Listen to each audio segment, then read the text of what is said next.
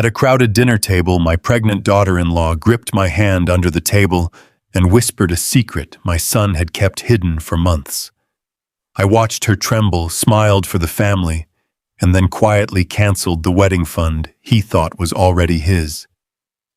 My name is Roland.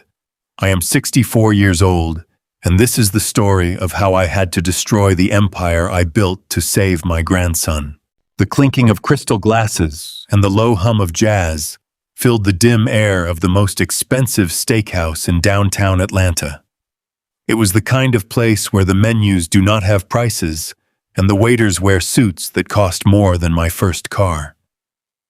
I sat at the head of the heavy mahogany table listening to my son Andre hold court.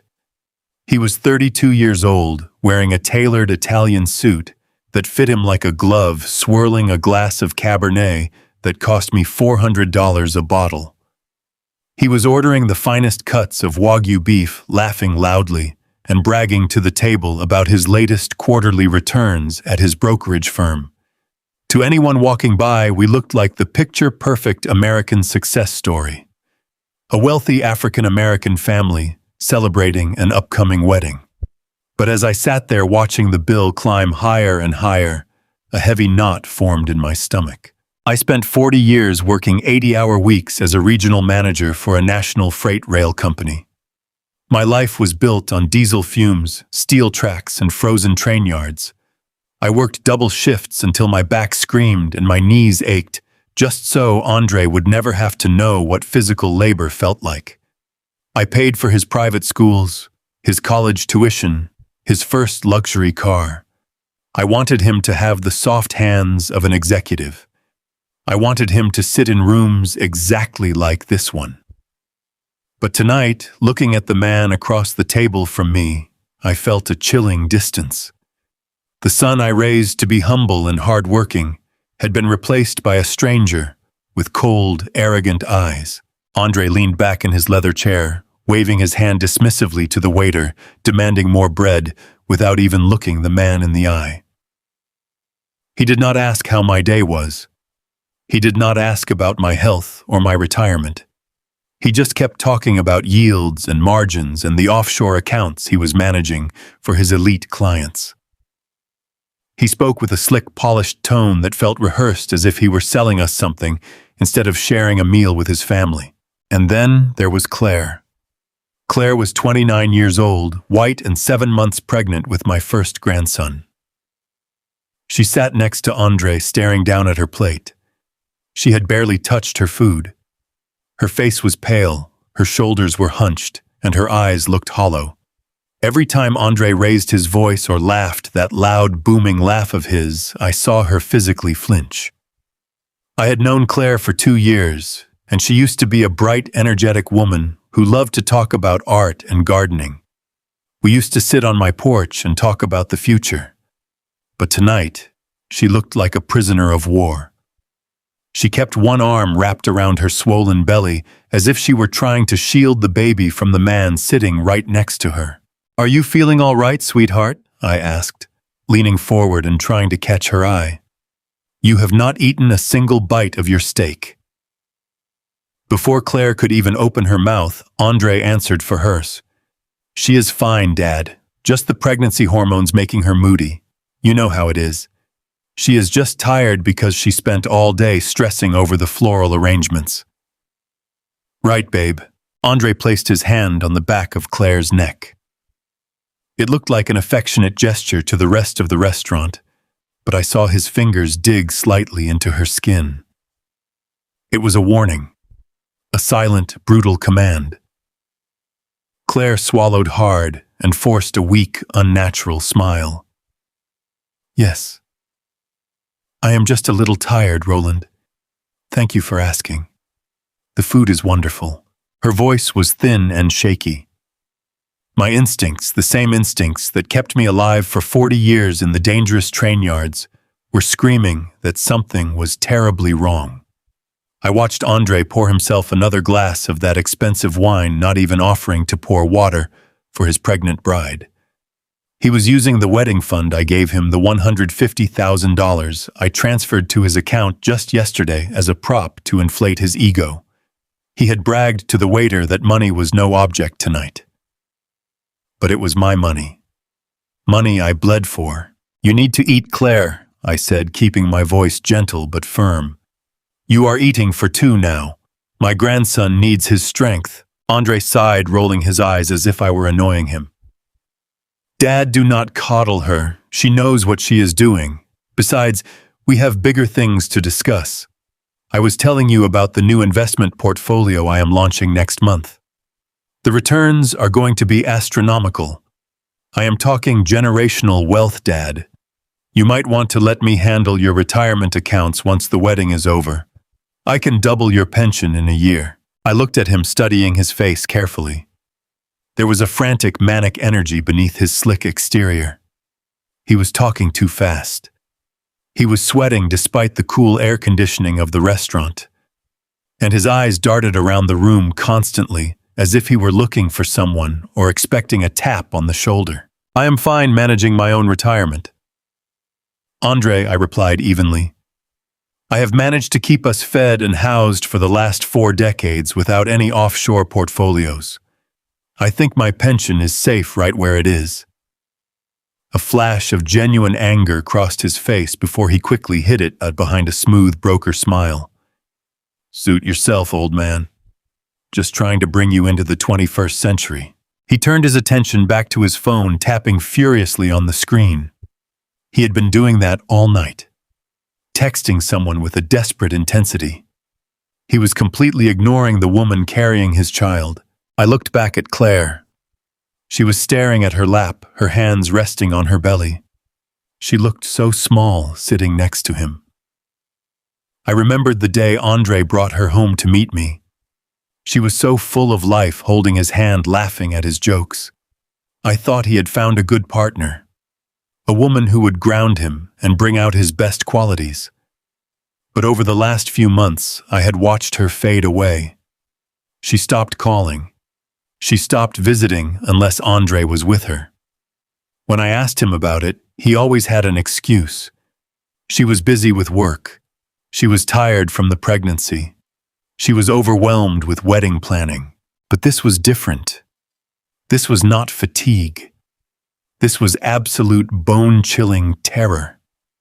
I could see it in the way she breathed in, the way she kept her eyes fixed on the table, in the way she shrank into herself whenever Andre moved his arms. I took a sip of my water, my mind racing. I am a man who believes in family above all else. I gave my son every piece of my heart and every dollar in my wallet. I wanted to believe that this was just wedding stress. I wanted to believe that my son was just being a typical, arrogant young hotshot who needed to be brought down a peg or two. But I could not ignore the signs. I had managed hundreds of rough men in my career. I knew how to read people. I knew what fear looked like. And Claire was terrified of the man sitting next to her. Andre finished his wine and signaled the waiter for the check. "Do not worry about the tip, Dad," he said, flashing that arrogant smile. "I will cover the gratuity. It is the least I can do since you handled the main bill." He pulled a platinum credit card from his wallet and tossed it onto the silver tray. He looked so proud of himself, so convinced of his own superiority. He truly believed he had outgrown the man who gave him everything. I nodded, keeping my face completely neutral. "Thank you, Andre. That is very generous of you." The waiter took the tray and walked away. Andre went back to typing on his phone, his jaw clenched tight. I noticed a vein pulsing in his neck. Whatever he was dealing with on that phone, it was not wedding business. Suddenly, Claire shifted in her seat. Her hand bumped the edge of the table and her white cloth napkin slipped off her lap, falling to the carpeted floor. "Oh, I am so sorry," she whispered, her voice trembling. Andre did not even look up from his phone. "Leave it, Claire. The busboy will get it." "No, it is fine," I said, pushing my chair back. "I will get it." I leaned down under the heavy mahogany table, reaching for the white cloth on the dark carpet. It was quiet down there, away from the jazz music and the clinking glasses. As my fingers brushed the napkin, I felt a sudden movement. Claire's hand shot down under the table. She grabbed my wrist. She did not just hold my hand. She gripped it with a bruising, desperate force. Her nails dug into my skin. It was the grip of someone drowning in the middle of the ocean, reaching for a lifeline. I froze, looking up at her face through the gap between the chairs. She was leaning forward, pretending to adjust her shoes. But her eyes met mine, and they were wide with pure, unfiltered panic. Under the table, her hand squeezed mine again. And in that brief, hidden moment, I felt her press a small, crumpled piece of paper into my palm. My fingers brushed the thick fabric of the napkin on the carpet. But before I could pull my hand away, I felt her skin. Claire grabbed my wrist. It was not a gentle touch. Her fingers dug into my flesh with a rigid, desperate force that sent a shockwave straight up my arm. Her skin was freezing cold and slick with sweat. Down there in the muted shadows, beneath the heavy mahogany table, the loud jazz and the clinking of crystal glasses above us felt like they belonged to an entirely different universe. Down here, there was only pure survival. I turned my head slightly. Claire had leaned down, pretending to adjust her strappy heels. Her face was inches from mine. The ambient light from the restaurant floor caught her features, highlighting the sheer terror vibrating in her eyes.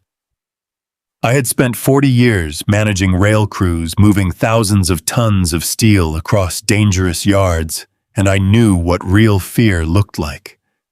This was the look of someone trapped on the tracks with a freight train bearing down on them. Her hand slid down from my wrist to my palm, and I felt something small and damp press into my skin. It was a tightly crumpled piece of paper. I closed my fist around it instinctively.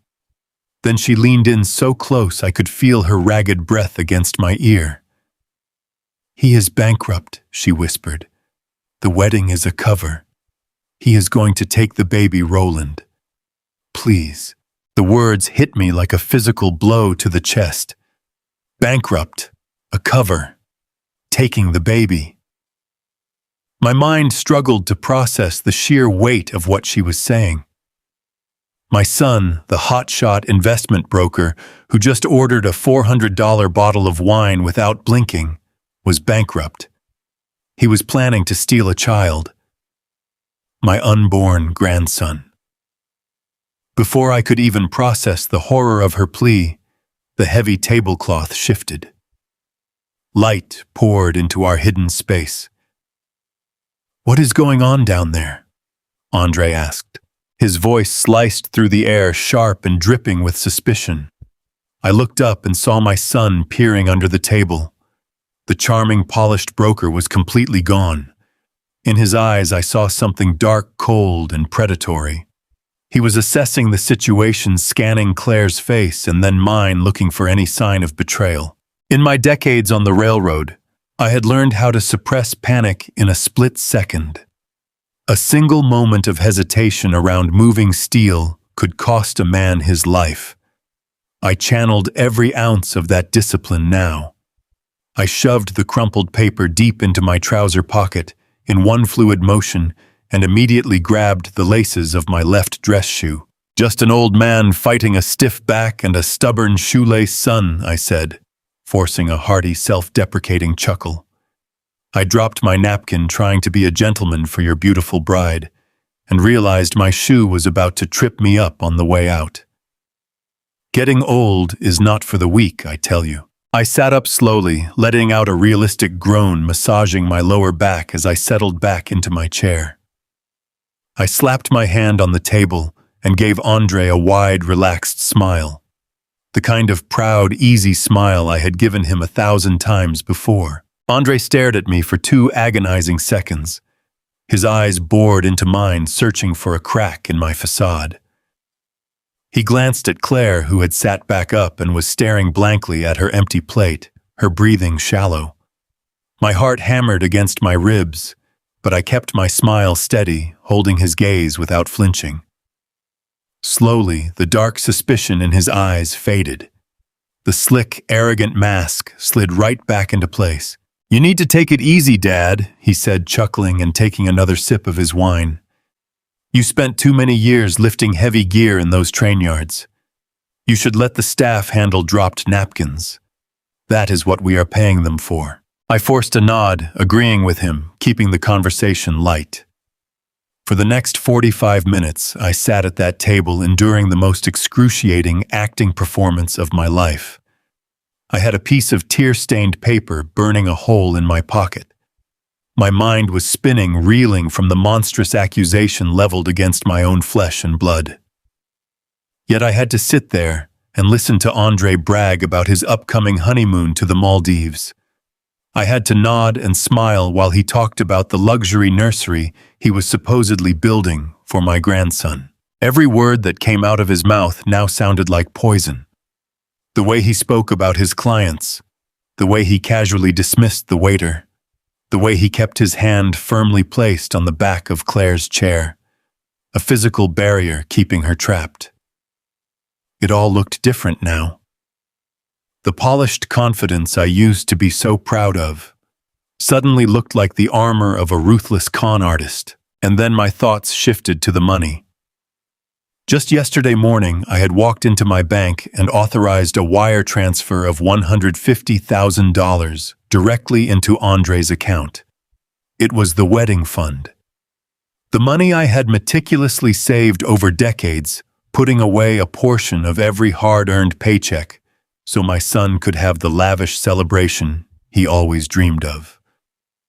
I had given it to him with a heart full of pride. Now I realized I might have just handed a fortune over to a sinking ship. I looked at Claire. She was completely silent, mechanically cutting a piece of asparagus she never intended to eat.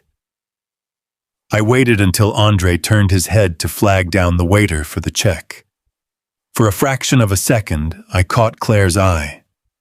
I gave her the smallest, most imperceptible nod. A silent promise. "I hear you. I have you. I will not let you fall." She blinked rapidly, looking away before Andre turned back. When the check finally arrived, Andre made a big show of tossing down his platinum card. I played the grateful father, thanking him for treating me to such a fine meal. We walked out of the restaurant into the warm, humid Atlanta night. The valet brought my truck around first. I hugged my son, feeling the stiff tension in his tailored jacket. I hugged Claire, breathing in the scent of her lavender perfume and feeling her frail, trembling shoulders. "Get some rest, sweetheart," I said loudly enough for Andre to hear. "You look exhausted. Let Andre handle the wedding vendors tomorrow." She nodded, keeping her eyes on the pavement.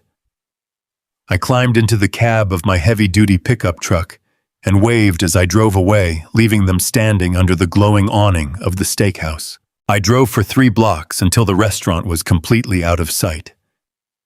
I pulled into the empty parking lot of a closed-down pharmacy, throwing the truck into park. The engine idled with a low, steady rumble. I turned off the headlights. My hands were shaking so violently I could barely breathe. I reached into my pocket and pulled out the crumpled piece of paper. I smoothed it out against the steering wheel, clicking on the overhead dome light. It was an ATM receipt from a joint checking account, bearing both Andre and Claire's names. But it was not just a balance inquiry. It was a printed overdraft notice. My eyes scanned the blurry ink, trying to make sense of the numbers. The available balance was not zero. It was negative. Deeply, severely negative. But it was the transaction history printed on the back that made my blood run entirely cold. There were dozens of massive withdrawals listed. $10,000. $25,000. $50,000. All of them routed to a series of strange alphanumeric routing numbers that I immediately recognized from my days dealing with international rail freight logistics. These were offshore wire transfers. Next to the routing numbers was a brief printed memo line, a company name, Apex Global Crypto Syndicate. My chest tightened as if a steel band were wrapping around my ribs, crushing the air out of my lungs. Apex Global was not an investment firm. I watched the news. I read the financial papers. They were a notorious offshore sports betting and unregulated crypto gambling ring. They catered to high rollers people who thought they could outsmart the system until they lost everything. Andre was not building a portfolio. He was not creating generational wealth. He had gambled it all away. I stared at the negative balance, reading the terrifying digits over and over. He had drained his accounts. He had drained Claire's accounts. And then it hit me with the force of a derailed train. The $150,000 wedding fund. The money I had transferred yesterday. The transfer that took 24 to 48 business hours to fully clear the Federal Reserve System. Andre did not need that money to pay the florist or the caterer. The wedding was a complete sham, a theatrical production designed to keep up appearances and stall his creditors. He needed my life savings as collateral to cover his massive illegal gambling debts. He was using his own father's sweat and blood to pay off offshore criminals. And Claire, she knew. She had found the receipts. She knew he was financially ruined and that he was planning to destroy her next. If he was bankrupt, he needed money. He needed control. If he had her declared an unfit mother due to the stress of the pregnancy, he could take the baby and legally seize whatever small trust fund her family had set aside for her. He was trapping her in a financial and emotional cage, planning to strip her down to nothing. I turned off the dome light, plunging the cab of my truck into absolute darkness. I sat there in the shadows, gripping the steering wheel until my knuckles turned white. The grief of losing the son I thought I knew washed over me, thick and suffocating. I had spent 40 years sacrificing my body to give him a life of privilege, and it had turned him into a monster. He was a predator hiding behind a sharp suit and a winning smile. But grief is a luxury I could not afford right now.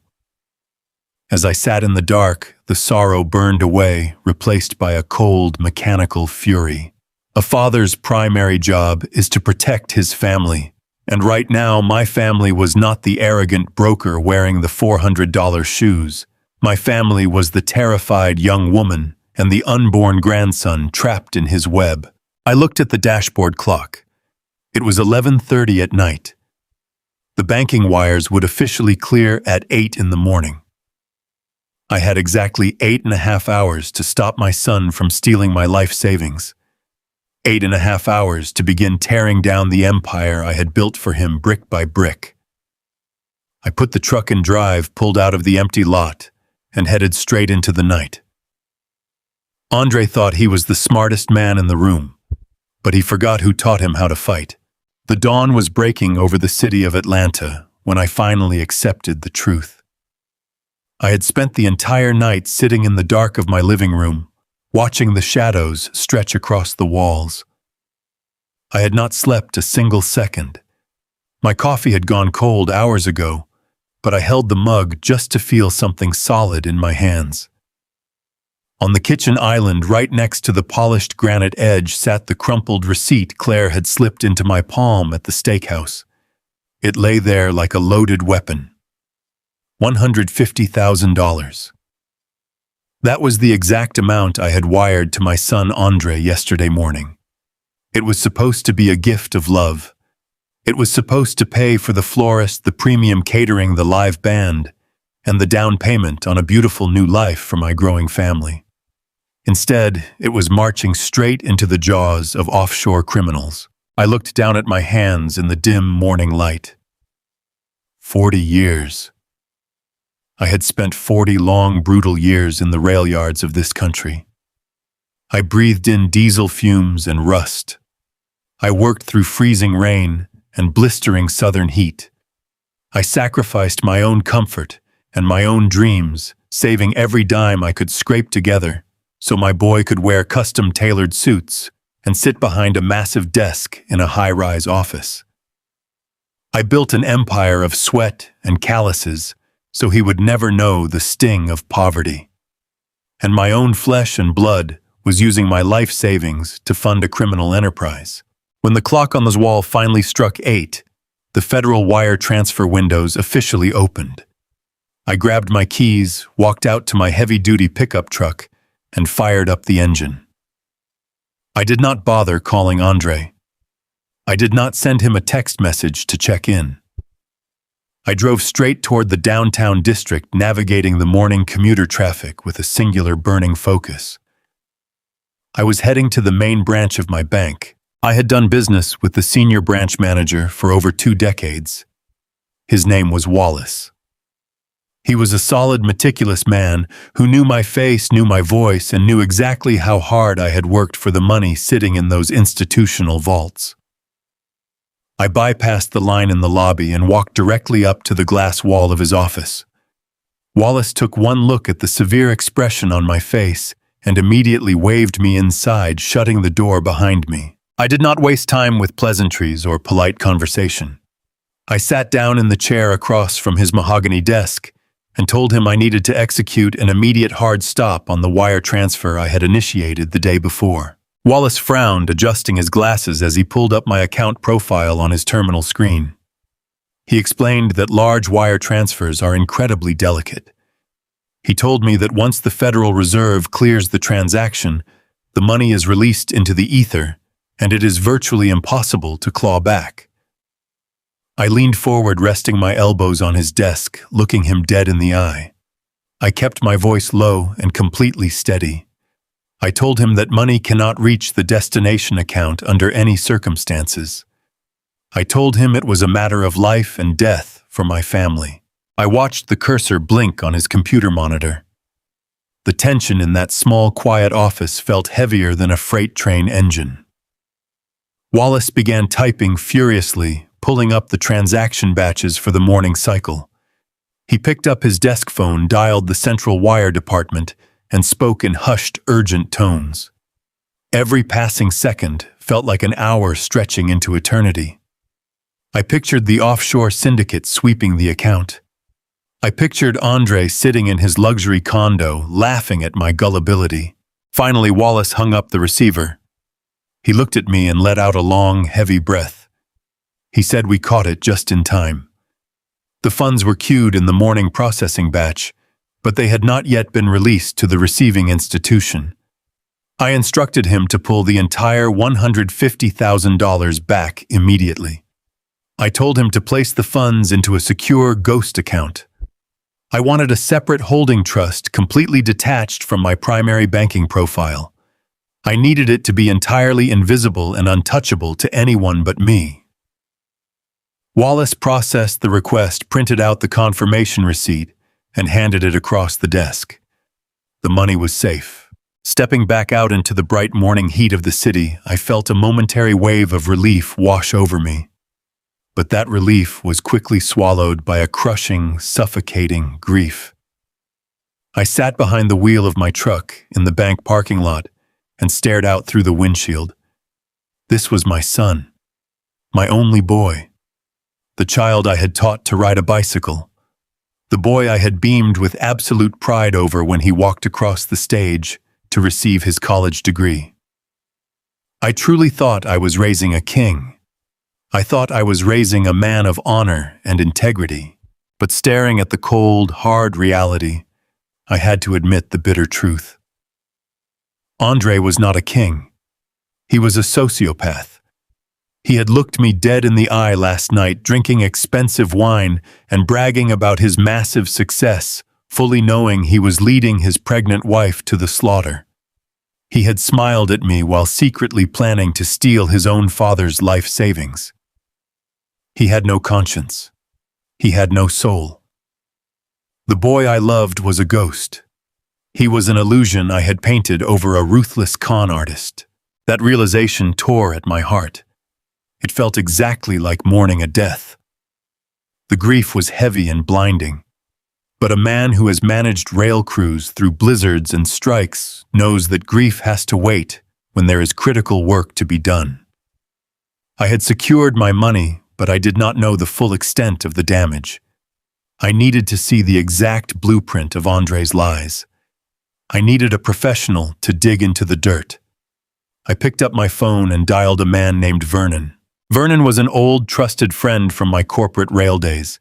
He was a brilliant forensic accountant who used to track missing cargo millions and bust corrupt logistics managers for the freight company. He was sharp, discreet, and he owed me a massive favor from way back when I saved his career during a brutal corporate audit. I told him I needed his specific skill set immediately.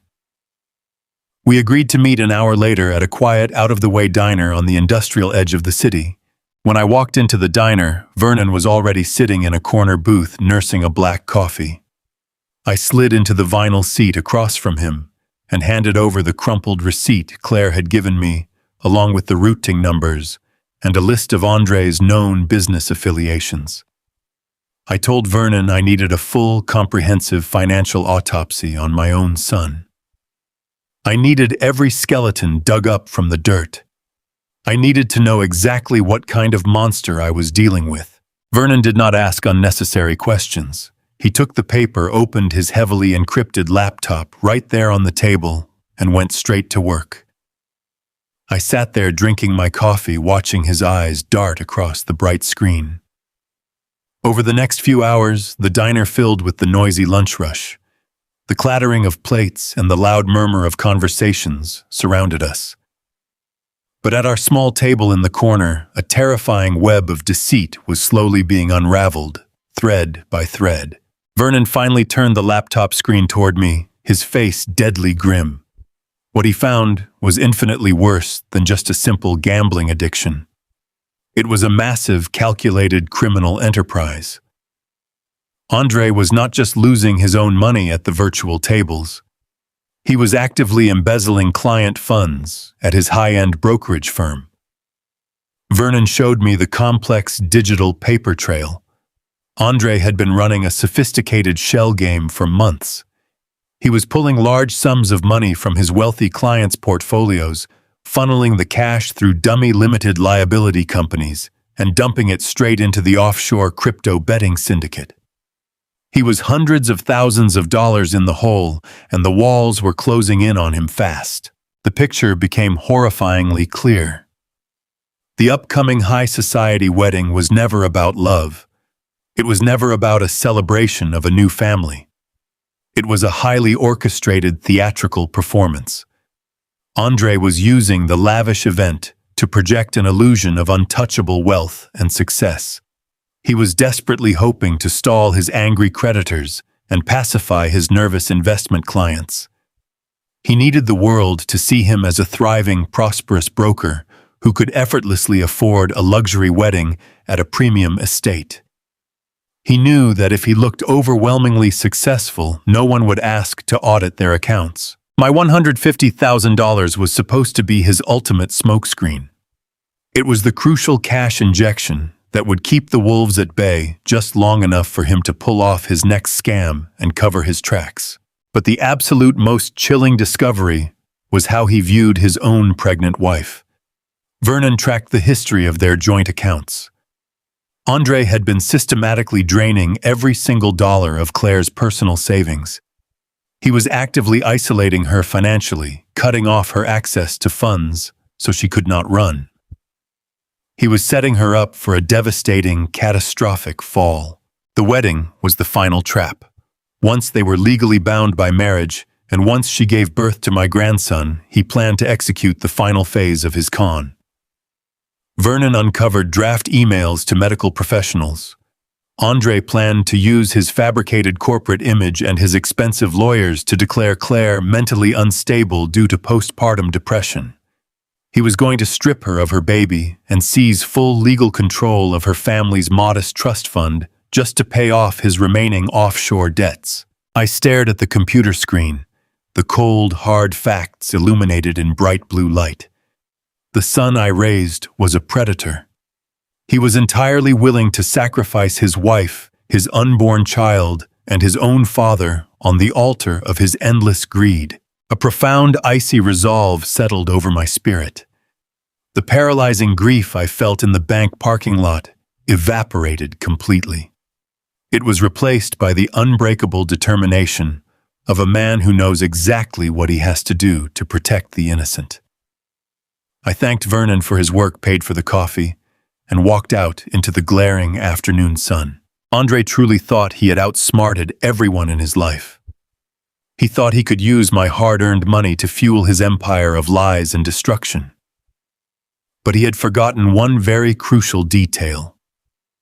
I was the one who taught him how to build his life, and I knew exactly how to tear the entire structure down to the ground. I drove my truck to a specialty security and surveillance shop I knew about on the edge of town. The guy behind the counter was an ex-cop who did not ask any questions when I slapped down $500 in cash. I walked out of there with a high-grade directional parabolic microphone and a set of noise-canceling headphones. It was the kind of gear private investigators use to pull conversations out of thin air from a football field away. I tossed the equipment onto the passenger seat, feeling the heavy weight of what I was about to do. I was hunting my own flesh and blood. By 4 in the afternoon, I was parked 3 blocks down from Andre's luxury brokerage firm in the financial district. I watched the sleek glass doors waiting in the stifling Georgia heat. Right around 5:30, he walked out. He looked exactly like the corporate hotshot he pretended to be. He wore a sharp navy suit, his posture straight, a leather briefcase in his hand. To anyone on the street, he was a highly successful investment broker, heading home to his pregnant bride. But I knew the truth.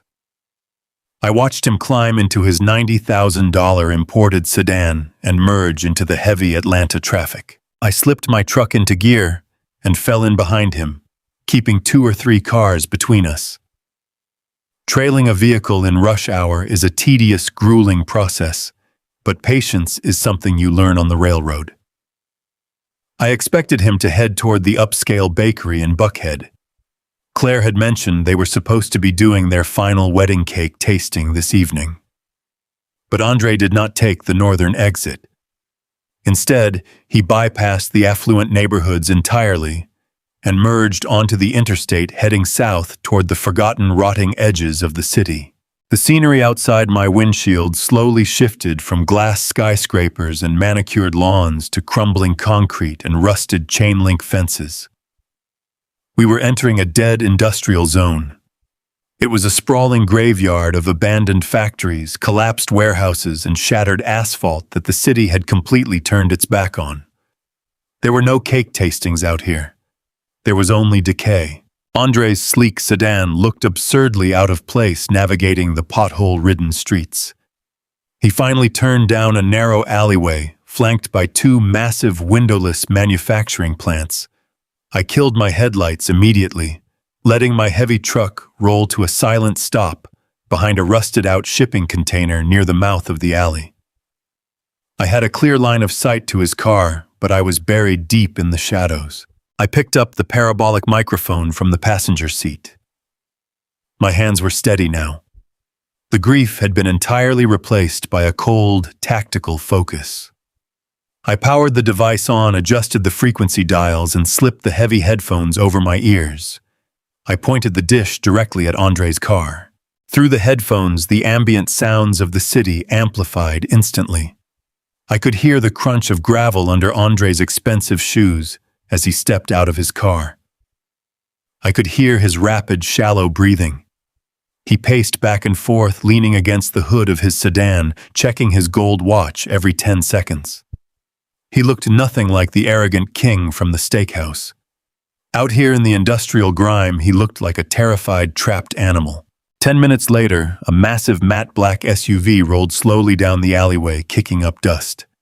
It parked at a severe angle, boxing Andre's sedan in against the brick wall.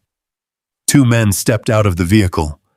They were huge, thick-necked enforcers wearing cheap leather jackets and the kind of dead-flat expressions that told you they hurt people for a living. A 3rd man emerged from the back seat. He was older, moving with a slow, deliberate grace. He wore a dark wool coat despite the lingering heat. This was the man holding my son's leash. I adjusted the gain on the microphone, focusing the audio beam squarely on the space between them. The sound crackled for a second, and then their voices came through my headphones with terrifying clarity. "You are a hard man to get a hold of, Andre," the older man said. His voice was raspy, like dry leaves scraping across concrete.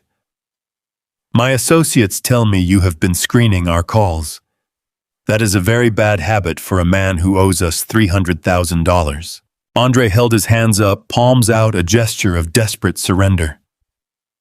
"I told your guys I have the money. I just need a little more time. The banking transfers take 24 to 48 hours to clear federal holds. It is a large sum. You know how the corporate compliance rules work." The older man took a step closer, invading Andre's personal space. "Do not give me a lecture on banking compliance, you arrogant little thief. We do not operate on federal banking hours. We operate on my patience, and my patience ran out yesterday. You gambled with syndicate funds. You lost. Now you pay. I promise you the first installment is coming tomorrow morning." Andre pleaded, his voice cracking with panic. "It is $150,000. Clean, untraceable cash. My father wired it to me for the wedding. It is sitting in the processing queue right now. As soon as the sun comes up tomorrow and the bank opens, that money is yours. It will cover half the debt instantly." I sat in the dark cab of my truck, my jaw clenched so tight my teeth ached. Hearing him say it out loud, hearing him trade my 40 years of sweat and sacrifice to a back-alley loan shark, made my stomach churn with disgust. I had worked through sickness and exhaustion to build that fund, and my son was handing it over to criminals to save his own skin. The loan shark tilted his head, staring at Andre with cold, reptilian eyes. $150,000 tomorrow. Fine.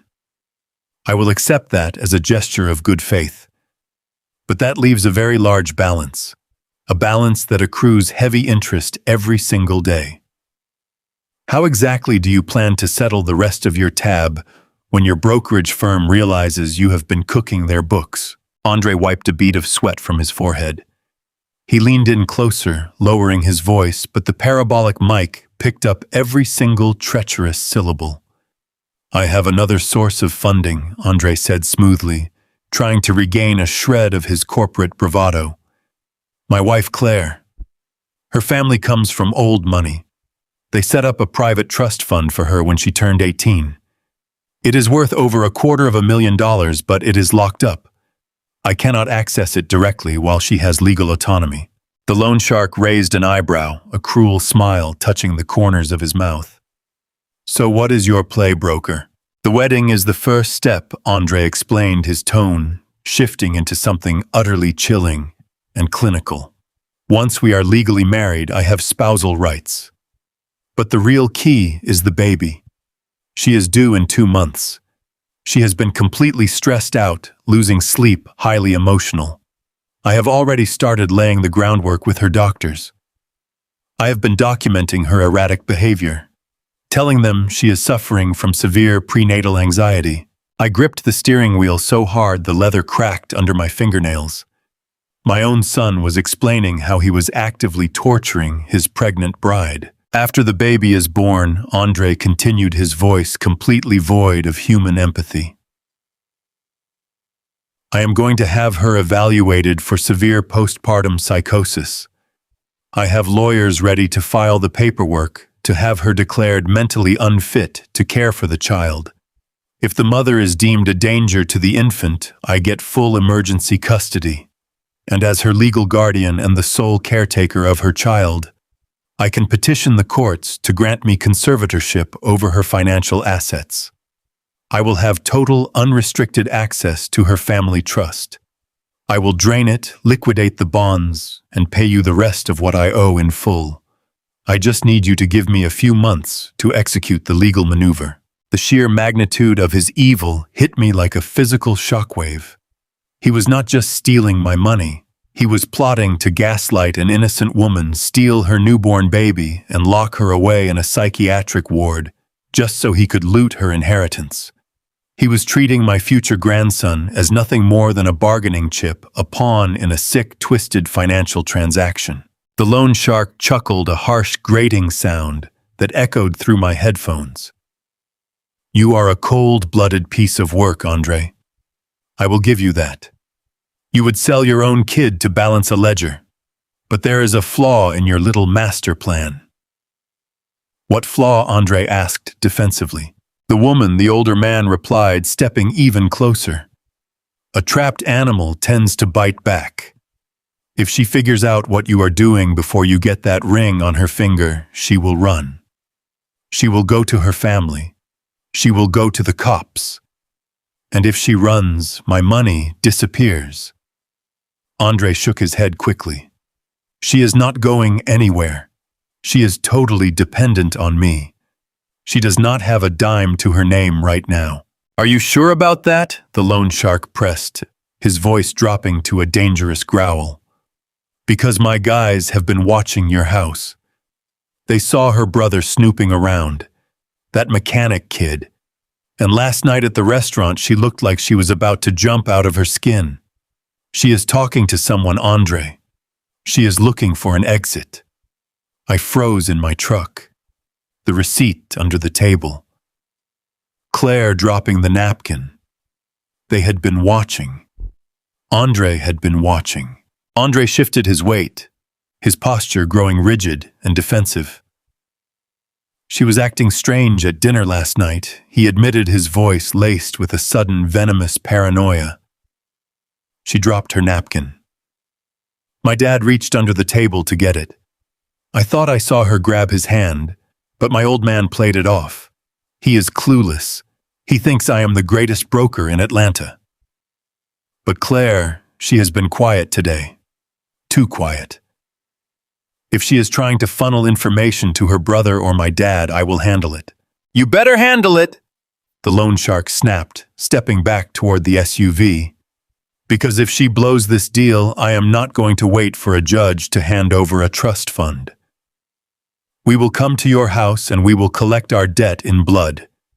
You have until tomorrow morning to deliver the $150,000. Keep your woman on a tight leash. Lock her in a closet if you have to, but keep her quiet. The two massive enforcers stepped back into the shadows of the vehicle. The loan shark climbed into the back seat, and the black SUV threw it in reverse, disappearing down the dark alleyway. Andre stood alone in the dirt for a long minute. I watched him run his hands over his face, his chest heaving with panicked breaths. Then he pulled out his cell phone. He dialed a number and put it on speaker. I listened through the mic as the phone rang. A soft, terrified voice answered. Hello? Claire. Andre barked, his voice entirely devoid of the charm he used in public. Where are you? I am at home, she replied, her voice trembling slightly. Just waiting for you. Good, he snapped. Do not leave the house. Do not answer the door. I am coming home right now, and we are going to have a long talk about loyalty. If I find out you have been making phone calls to your brother, you are going to regret it. He hung up the phone, shoving it into his pocket, and marched toward his car. I ripped the headphones off my ears, tossing the parabolic mic onto the passenger seat. The reality of the situation crashed down on me with terrifying clarity. This was no longer just a financial rescue mission. This was no longer about stopping a bank transfer or exposing a fraud. My son had just told a violent criminal syndicate that he was going to lock his pregnant wife away. He suspected she was reaching out for help, and he was heading home to terrorize her into silence.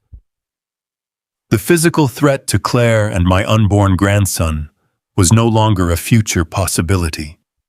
It was imminent. It was happening tonight. I could not simply cut off the money and walk away. If the funds did not clear tomorrow morning, Andre would blame Claire. He would lash out, and the loan sharks would come knocking at their front door. I realized with an icy, terrible certainty that exposing him was not enough. I had to extract Claire immediately. I had to pull her out of that house tonight before he could trap her forever. I fired up the heavy diesel engine of my truck. The tires gripped the broken asphalt of the alleyway. I watched Andre's taillights disappear around the corner heading north toward his upscale neighborhood. I pulled out onto the road, my hands gripping the steering wheel. I was about to go to war against my own son, and I was going to tear his entire world apart. The morning sun had barely begun to bleed over the Atlanta skyline when I pulled my heavy-duty pickup truck into the gravel lot of a rundown auto repair shop on the south side of the city. The sky was the color of bruised iron. I had not slept a single minute. My mind was running like a freight train, with no brakes, calculating distances, timing, and impact. For 40 years, I managed logistics in the rail yards. I moved thousands of tons of steel across state lines, handling union disputes, mechanical failures, and catastrophic weather. I knew how to map out a complex operation. But the operation I was planning now was the most dangerous of my entire life. I was going to dismantle my own son. I parked near a rusted-out sedan and turned off the engine. The sign above the garage bay read, "Travis Automotive," in fading painted letters. Travis was Claire's older brother. He was 34 years old, a tough blue-collar mechanic who spent his days up to his elbows in motor oil and transmission fluid. He was a white boy from a working-class neighborhood who had never trusted my son. From the very first day Andre brought Claire home, I could see the suspicion in Travis's eyes. Andre wore custom-tailored suits, drove imported luxury cars, and spoke with the slick, polished arrogance of a corporate investment broker. Travis saw right through the expensive cologne. He knew Andre was a snake, but he lacked the financial and legal resources to prove it. Andre had always treated Travis like dirt, acting like his wealth made him untouchable. And I, the blind, proud father, had stood by and let it happen, thinking Travis was just jealous of my son's success. I stepped out of my truck, and the smell of raw gasoline and burning rubber hit my nose. It reminded me of my early days in the train yards. The massive rolling metal doors of the garage were already wide open. The screech of a pneumatic wrench echoed from the back bay. I walked past rows of tires and stacked engine blocks, my heavy boots crunching against the oil-stained concrete floor. Travis was standing under a lifted pickup truck, wiping grease from his hands with a red shop rag. He wore faded denim overalls and a backwards baseball cap. When he heard my footsteps, he turned his head. The moment he recognized my face, his entire body went rigid. His jaw locked and his eyes narrowed into a hard, defensive glare. He dropped the rag onto a tool cart and stepped out from under the lift, crossing his muscular arms over his chest. "What do you want, Roland?" he asked. His voice was thick with hostility and deep-seated resentment. "If you are here to drop off your fancy luxury car for a tune-up, you have the wrong zip code. You and your golden boy son can take your business back to the wealthy side of town." I stopped a few feet away from him, standing under the harsh fluorescent garage lights. I did not take offense to his anger. I deserved it. For years, I had represented the arrogant, wealthy family that looked down on his sister. I took a deep, slow breath, looking him directly in the eyes. "I am not here about a car, Travis," I said, my voice low and steady. "I am here about Claire." Travis stepped forward, his posture instantly aggressive. The hostility in his eyes shifted into pure, protective rage. "What did he do?" Travis demanded, closing the distance between us. "Did Andre hurt her?"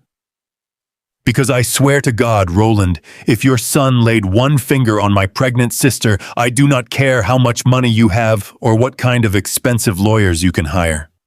I will drive over to that luxury condo and break his jaw." Travis was practically shaking with fury. He thought I was there to do damage control. He thought I was the rich, arrogant patriarch stepping in to write a fat check and sweep my son's toxic behavior under the rug to protect our family reputation. I did not argue with him. I did not raise my voice. A man who works around dangerous machinery knows that you have to let the pressure bleed off before you make a move. I reached into my thick leather jacket and pulled out the heavy manila envelope containing the forensic accounting report. I slapped it down onto his greasy metal workbench with a loud, heavy thud. Then I pulled my phone from my pocket, opened the audio application, and set it down right next to the folder. I looked at the young mechanic. "My son is a monster," I said, the words tasting like ash in my mouth. "He is a predator, Travis, and he is going to destroy your sister. I need your help to get her out." Travis stared at me, entirely caught off guard. The defensive anger in his face melted into profound confusion. He looked at the thick manila folder and then down at my phone. He wiped his hands on his jeans, leaving dark grease stains on the denim, and cautiously stepped up to the workbench. "What is this?" he asked, his voice dropping to a cautious whisper. I pressed play on the phone. The audio I had recorded outside the seedy industrial park the night before filled the quiet garage. The sound of Andre negotiating with the violent loan shark echoed against the concrete walls. Travis stood completely frozen, listening to the raw, unfiltered truth. He heard the loan shark demanding $300,000 to cover illegal offshore gambling debts.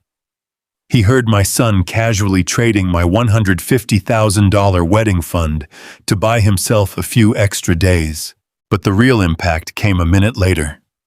Travis gripped the edge of the metal workbench so hard, his knuckles turned dead white as Andre's voice described his master plan.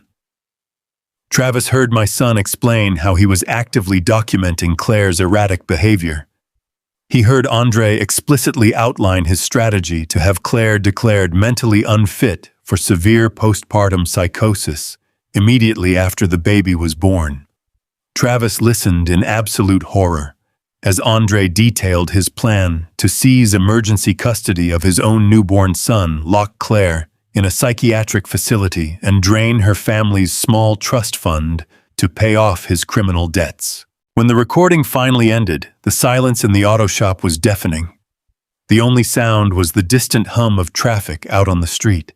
Travis slowly lifted his head. His face was completely drained of color. His eyes were wide, filled with a terrifying mixture of heartbreak and murderous rage. He looked like a man who had just watched a car crash in slow motion. He reached blindly for a heavy steel tire iron, resting on the corner of the workbench, his breathing coming in ragged, shallow gasps. "I am going to kill him," Travis whispered, his voice vibrating with a lethal intensity. "I am going to drive to his office, drag him out by his custom silk tie, and beat him to death in the street.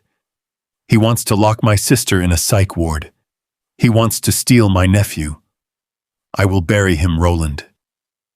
He turned toward the garage exit, his hand wrapped tightly around the cold steel of the tire iron. I stepped directly into his path, blocking the doorway with my broad shoulders. I am a big man, and despite my age, I am built from 40 years of heavy lifting. I put my hand firmly against Travis's chest, stopping his forward momentum. "Listen to me, son," I commanded, my voice carrying the deep, booming authority I used to control hundreds of rail workers. "A hot head gets you a cold cell. If you walk out of this garage with a weapon, you will end up in a federal penitentiary by lunchtime. And while you are sitting behind bars wearing an orange jumpsuit, my son will use his high-priced corporate lawyers to paint you as a violent, unstable criminal. He will use your arrest as proof that Claire comes from a dangerous family. He will use your anger to validate his claim that she is unsafe. You will hand him the exact ammunition he needs to take the baby." Travis pushed against my hand, his chest heaving. "He is going to hurt her, Roland. We cannot just sit here and do nothing. We have to go get her right now. We have to pack her bags and hide her." I shook my head, maintaining my firm grip on his shoulder. "If she just runs, Andre wins," I explained, outlining the brutal reality of the legal system. "Do you understand how his world works, Travis? He is a wealthy, polished investment broker with an immaculate public facade. If Claire simply packs a bag and disappears, Andre will file an emergency injunction claiming she had a severe prenatal mental breakdown. He will tell the judge she is a flight risk endangering the life of his unborn child. The police will hunt her down. The courts will strip her of her rights before she even gets a chance to speak. The justice system is built to protect men who wear expensive suits and speak with polite authority.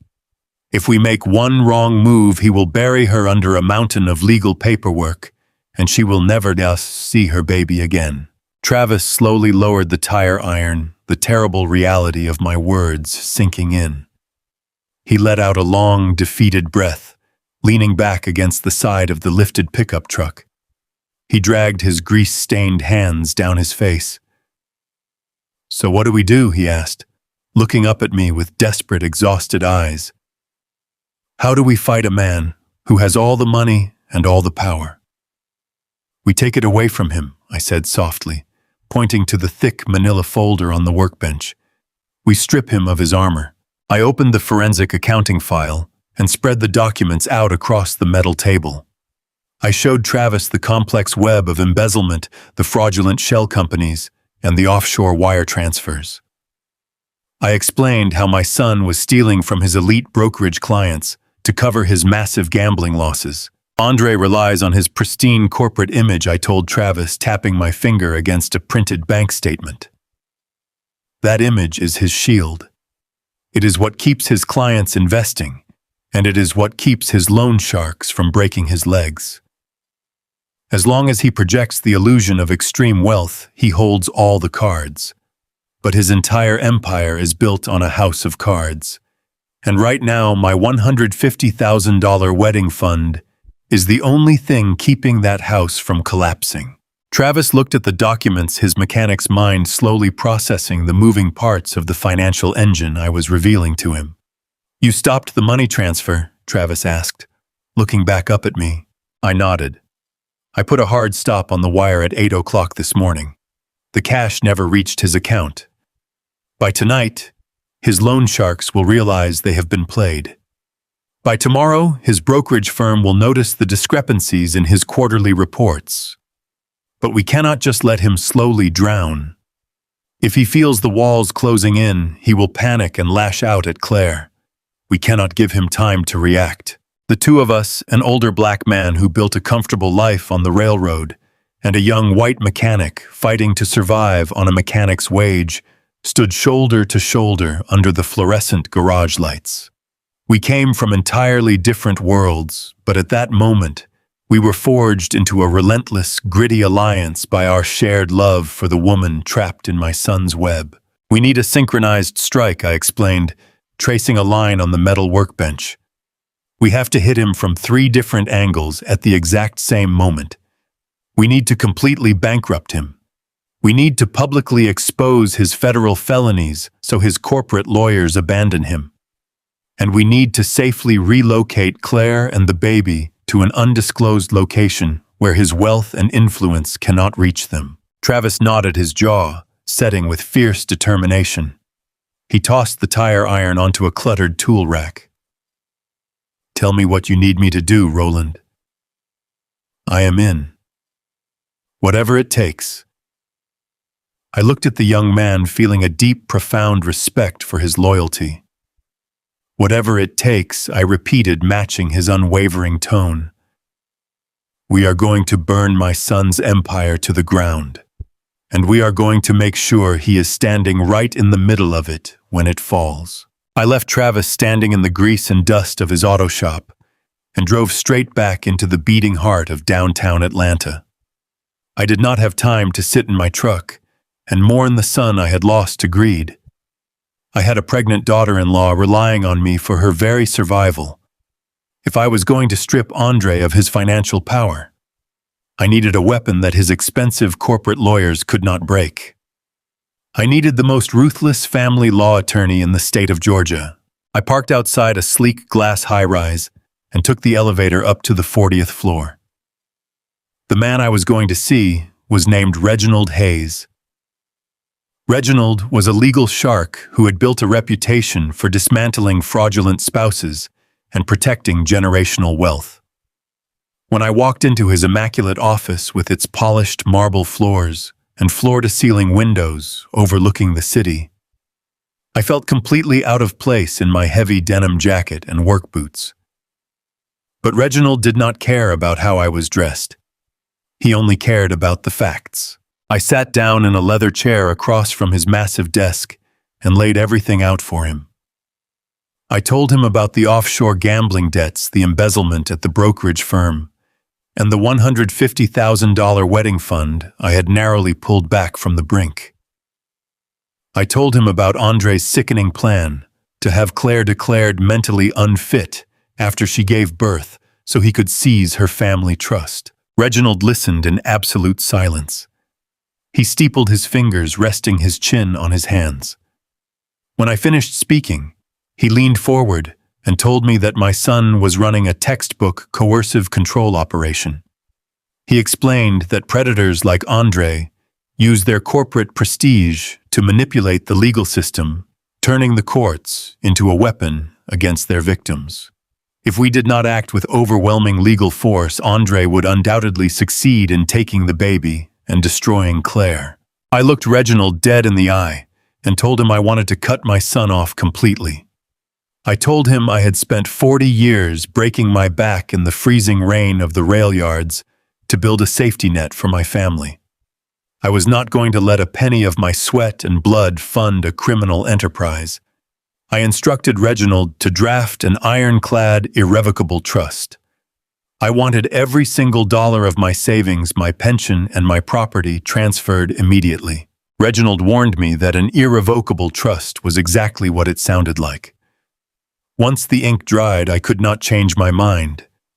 The money would be legally locked away. I told him to print the papers. I sat in that quiet office and watched as Reginald drafted the documents that effectively removed my only son from my legacy. We named Claire and my unborn grandson as the sole beneficiaries of my entire estate. I made sure the language was impenetrable. The trust completely bypassed Andre, leaving him no legal loophole, no avenue to contest the funds, and no claim to my assets. When Reginald handed me the heavy gold pen to sign the documents, my hand hesitated for a fraction of a second. A deep, heavy sorrow washed over me. I remembered holding Andre when he was a newborn, promising to give him the world. I remembered teaching him how to tie his shoes and how to drive a car. But the man who had ordered that $400 bottle of wine the night before was not my son. He was a dangerous stranger who viewed his own family as collateral. I tightened my grip on the pen and pressed the tip to the paper. I signed my name with firm, deliberate strokes, permanently sealing my wealth away from him. The legal trap was set, but the physical danger to Claire was still incredibly high. I knew that if Andre checked his bank account and saw a zero balance where the wedding fund was supposed to be, he would panic. He would know something was wrong, and his paranoia would instantly focus on his wife. The loan sharks had given him a deadline of tomorrow morning. If he felt cornered, he would lash out violently. I needed to buy us time. I needed to feed his greed just enough to keep him calm while we orchestrated Claire's escape. I pulled out my phone and opened my secure banking application. I transferred exactly $5,000 directly into Andre's account. It was a fraction of what he was expecting, but it was enough to serve as a psychological decoy. I sent him a text message right after the transfer completed. I kept my tone casual and supportive, playing the role of the proud, oblivious father. I typed that the bank had flagged the massive $150,000 wire for security purposes. I told him they were releasing the funds in smaller processing batches to comply with federal regulations, and that the rest of the money would clear by tomorrow evening. My phone buzzed almost immediately with his reply. Andre thanked me profusely, adding a smiley face emoji and telling me how much he appreciated my generosity. Reading his fake, cheerful words made my stomach churn with absolute disgust. He was thanking me while fully intending to hand that money over to violent criminals. But the decoy worked. He believed the lie. He thought the bulk of his salvation was just delayed in the banking system. The temporary illusion of incoming cash would keep his temper in check for a few more hours. Now we had to establish a direct lifeline to Claire.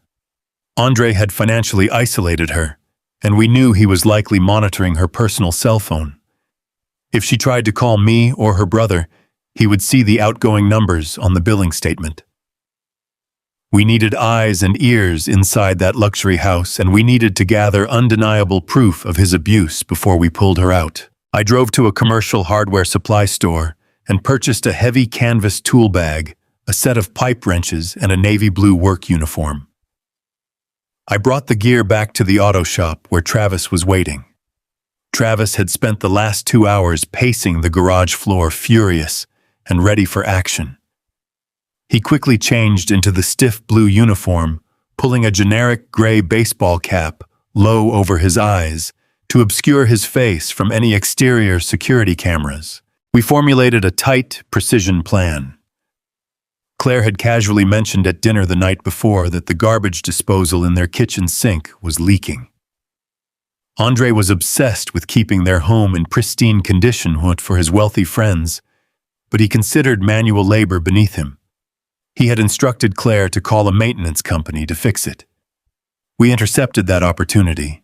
I handed Travis a small prepaid burner phone and a tiny digital audio recorder I had purchased from the security shop. The recorder was the size of a thumb drive, easily hidden inside a pocket or taped beneath a drawer.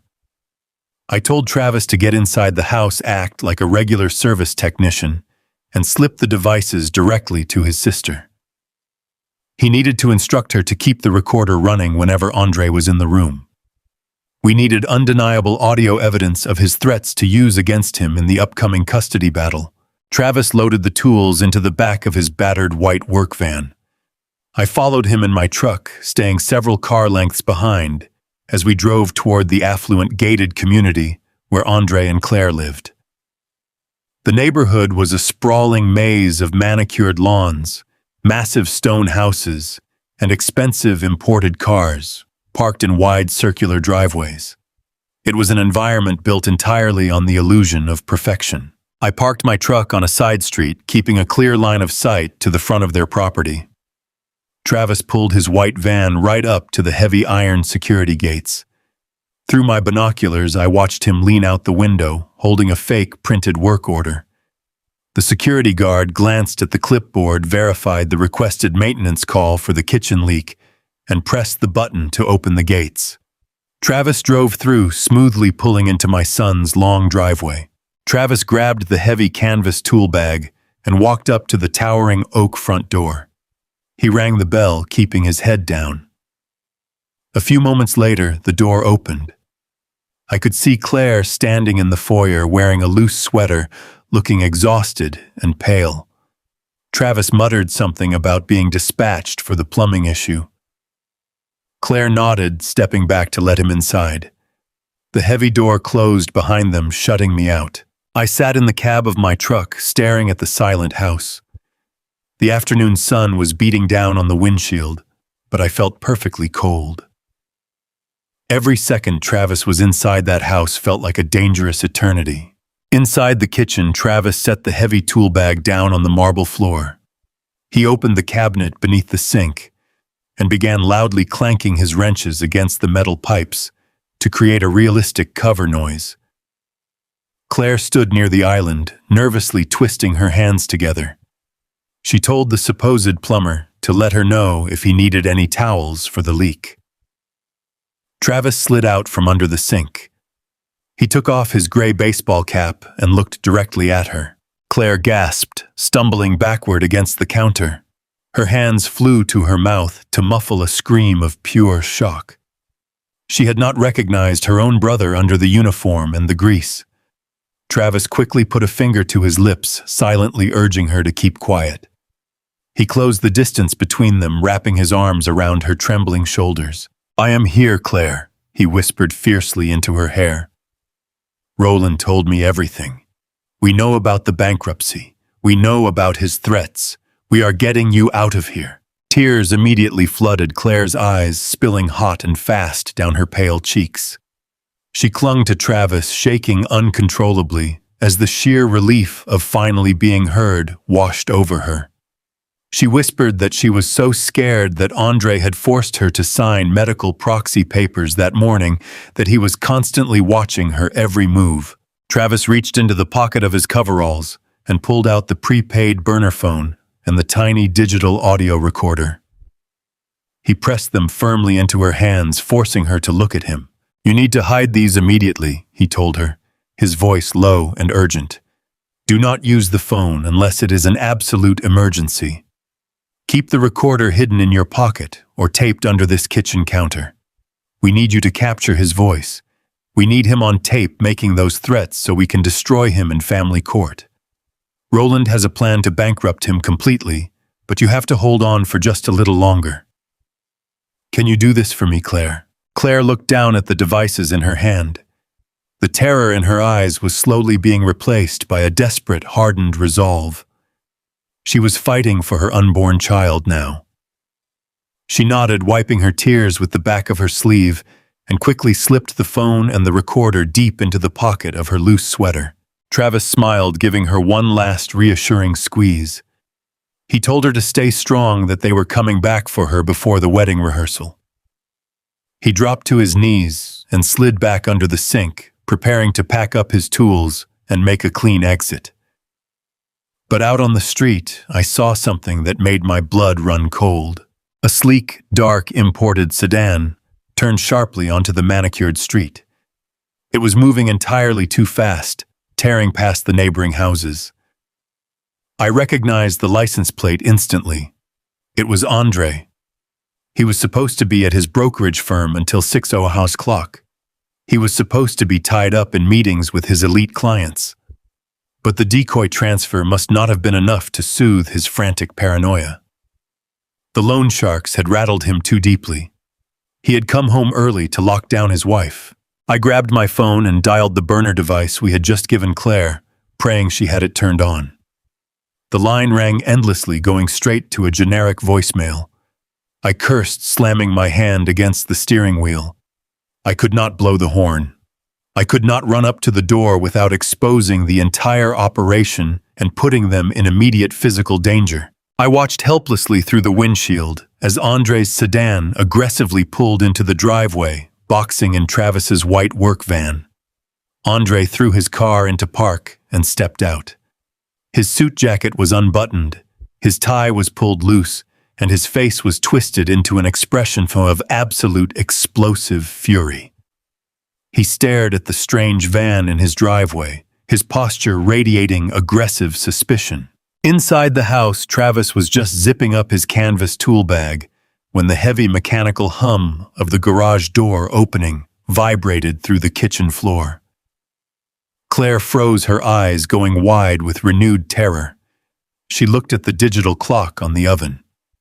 It was only 3 in the afternoon. Andre was home. The heavy interior door connecting the garage to the hallway slammed open with terrifying force. Heavy, rapid footsteps echoed against the hardwood floors, moving directly toward the kitchen. Travis stood up, sliding a heavy steel pipe wrench out of his bag and gripping it tightly behind his leg. He locked eyes with his sister, signaling her to step back. The trap had been meticulously set, but the predator had just returned to the den, and the hunt was about to begin. The heavy thud of the interior garage door slamming shut echoed through my earpiece with the force of a gunshot. Sitting in the sweltering cab of my pickup truck parked down the street, I pressed the noise-canceling headphones tighter against my ears. My heart hammered a brutal rhythm against my ribs. Through the digital audio feed transmitting from the tiny recorder Travis had hidden under the kitchen counter, I could hear every terrifying detail of my son entering the room. Andre marched across the hardwood floor, his leather dress shoes clicking with rapid, aggressive steps. I pictured him perfectly, his custom-tailored suit jacket pulled back, his jaw tight, with that dark, frantic paranoia I had seen at the steakhouse. The silence in the kitchen broke when Andre finally spoke. His voice was a whip cracking through the air. "What is he doing here?" Andre demanded. I heard the scrape of a metal pipe wrench against the marble tiles. Travis let out a low, relaxed grunt, playing his part flawlessly. He did not sound like a furious brother ready to commit murder. He sounded exactly like a bored, tired mechanic who had been pulled away from a transmission rebuild to do a favor. "Fixing your garbage disposal, broker," Travis said, his tone dripping with casual blue-collar indifference. Claire called me in a panic because the sink was backing up with standing water. "You have a busted flange gasket." I tightened it up and sealed the thread. "You should probably pay a real plumber next time instead of letting your kitchen flood while you are busy managing your offshore accounts." The deliberate mention of offshore accounts was a masterful stroke of psychological warfare.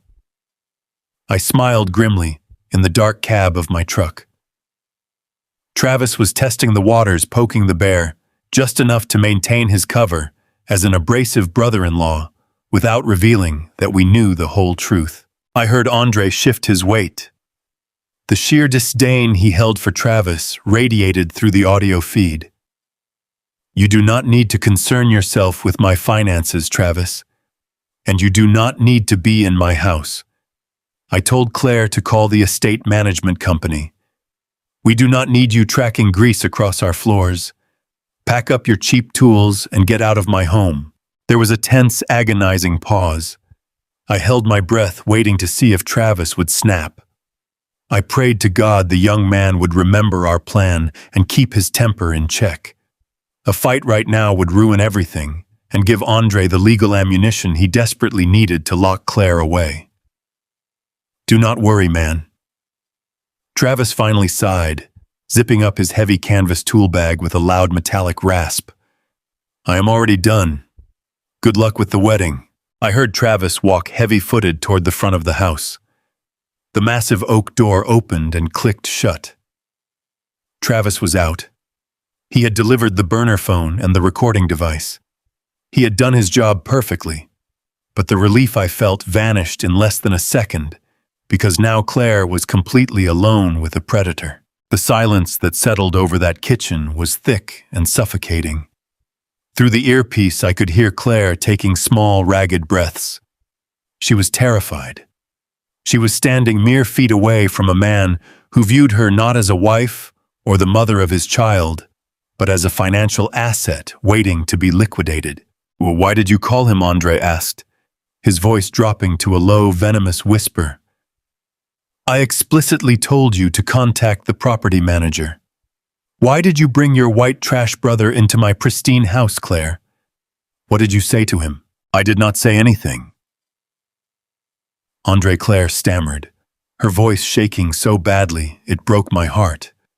"The property management company said they could not send a technician until tomorrow morning.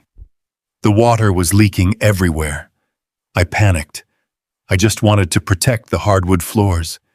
You always get so angry when the house is not perfect." "You are lying," Andre snapped, slamming his heavy leather briefcase onto the granite island. The loud crack made me jump in my seat. "Do not play games with me, Claire. You have been acting completely erratic for days. You dropped your napkin at dinner last night like a clumsy child, making a scene in front of my father. You have been whispering on your phone. You look at me like you are plotting something." "I am just tired," Claire cried, her voice breaking into a sob. "The pregnancy is exhausting me, Andre. I am not plotting anything. I just want to rest." I listened to my son let out a cold, calculated sigh. It was a sound I recognized from his teenage years whenever he was about to lie his way out of trouble. But this was no childish lie. This was absolute psychological torture. He was laying the groundwork for his ultimate con. "I know you are tired," Andre said, his tone shifting from aggressive to a sickeningly sweet fake concern. "I know the pregnancy is taking a massive toll on your mind. You are not thinking clearly. You are becoming paranoid and hysterical. I spoke to Dr. Evans this morning. He agrees with me. He said severe prenatal anxiety can cause mothers to suffer from terrible delusions. You are becoming a danger to yourself and to our baby. No. Claire gasped, stepping backward. I could hear her shoes scraping against the floor. I am fine. The doctor never said that. You are scaring me, Andre. I am protecting you. Andre corrected smoothly, pulling the metal latches of his briefcase open. I have to be the strong one here, Claire, because you are clearly losing your grip on reality. You cannot even handle a simple plumbing leak without suffering a total emotional breakdown and calling your mechanic brother. If my clients saw you acting like this, it would destroy my professional reputation. I heard the rustle of heavy paper being pulled from the briefcase and slapped onto the kitchen counter. I gripped the steering wheel of my truck, my knuckles aching from the pressure. I knew exactly what those papers were. These are medical proxy and temporary conservatorship forms. Andre instructed, his voice taking on the sharp, authoritative cadence of a corporate dictator. They give me full legal authority to make all medical and financial decisions on your behalf until the baby is born and your hormonal imbalance is cured. I need you to sign them right now, Claire. I will not sign anything. Claire sobbed, her voice rising in desperate panic. You are trying to trap me. You are trying to take my baby. I am trying to save you. Andre growled, abandoning the fake sweetness entirely. His voice grew dark, threatening, and utterly merciless. Do you really want to fight me on this, Claire? Because if you refuse to sign these papers, I will call an ambulance right now. I will tell the paramedics that you threatened to harm yourself and the baby. I will have you subjected to an involuntary 72-hour psychiatric hold. Do you know what happens when a pregnant woman is committed to a state hospital? They strap you to a bed. They sedate you. And when that child is born, the state hands him directly to me because I am the stable, wealthy father with an immaculate corporate record. A cold, heavy sweat broke out across my forehead.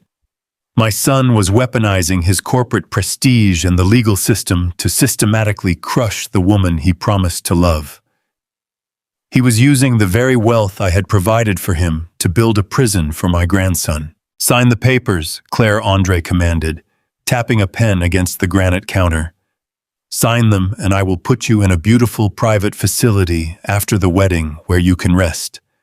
Refuse and I will let the state drag you away in a straitjacket. You have no money. Your brother is a broke grease monkey. You have absolutely no one to protect you. I hold all the cards. Some scone. I could hear Claire weeping uncontrollably. She was backed into a corner, terrified for her unborn child, entirely convinced that this monster held the power to destroy her life. She was reaching for the pen. I could hear the tiny metallic slide of the pen rolling across the counter. I had to intervene. I could not let her sign away her legal rights, but I also could not blow our cover. If I stormed into that house right now, Andre would simply execute his threat. He would call the police, play the calm, rational victim, and claim his wife and his aging father were both suffering from violent delusions. I had to manipulate the only thing Andre cared about more than control.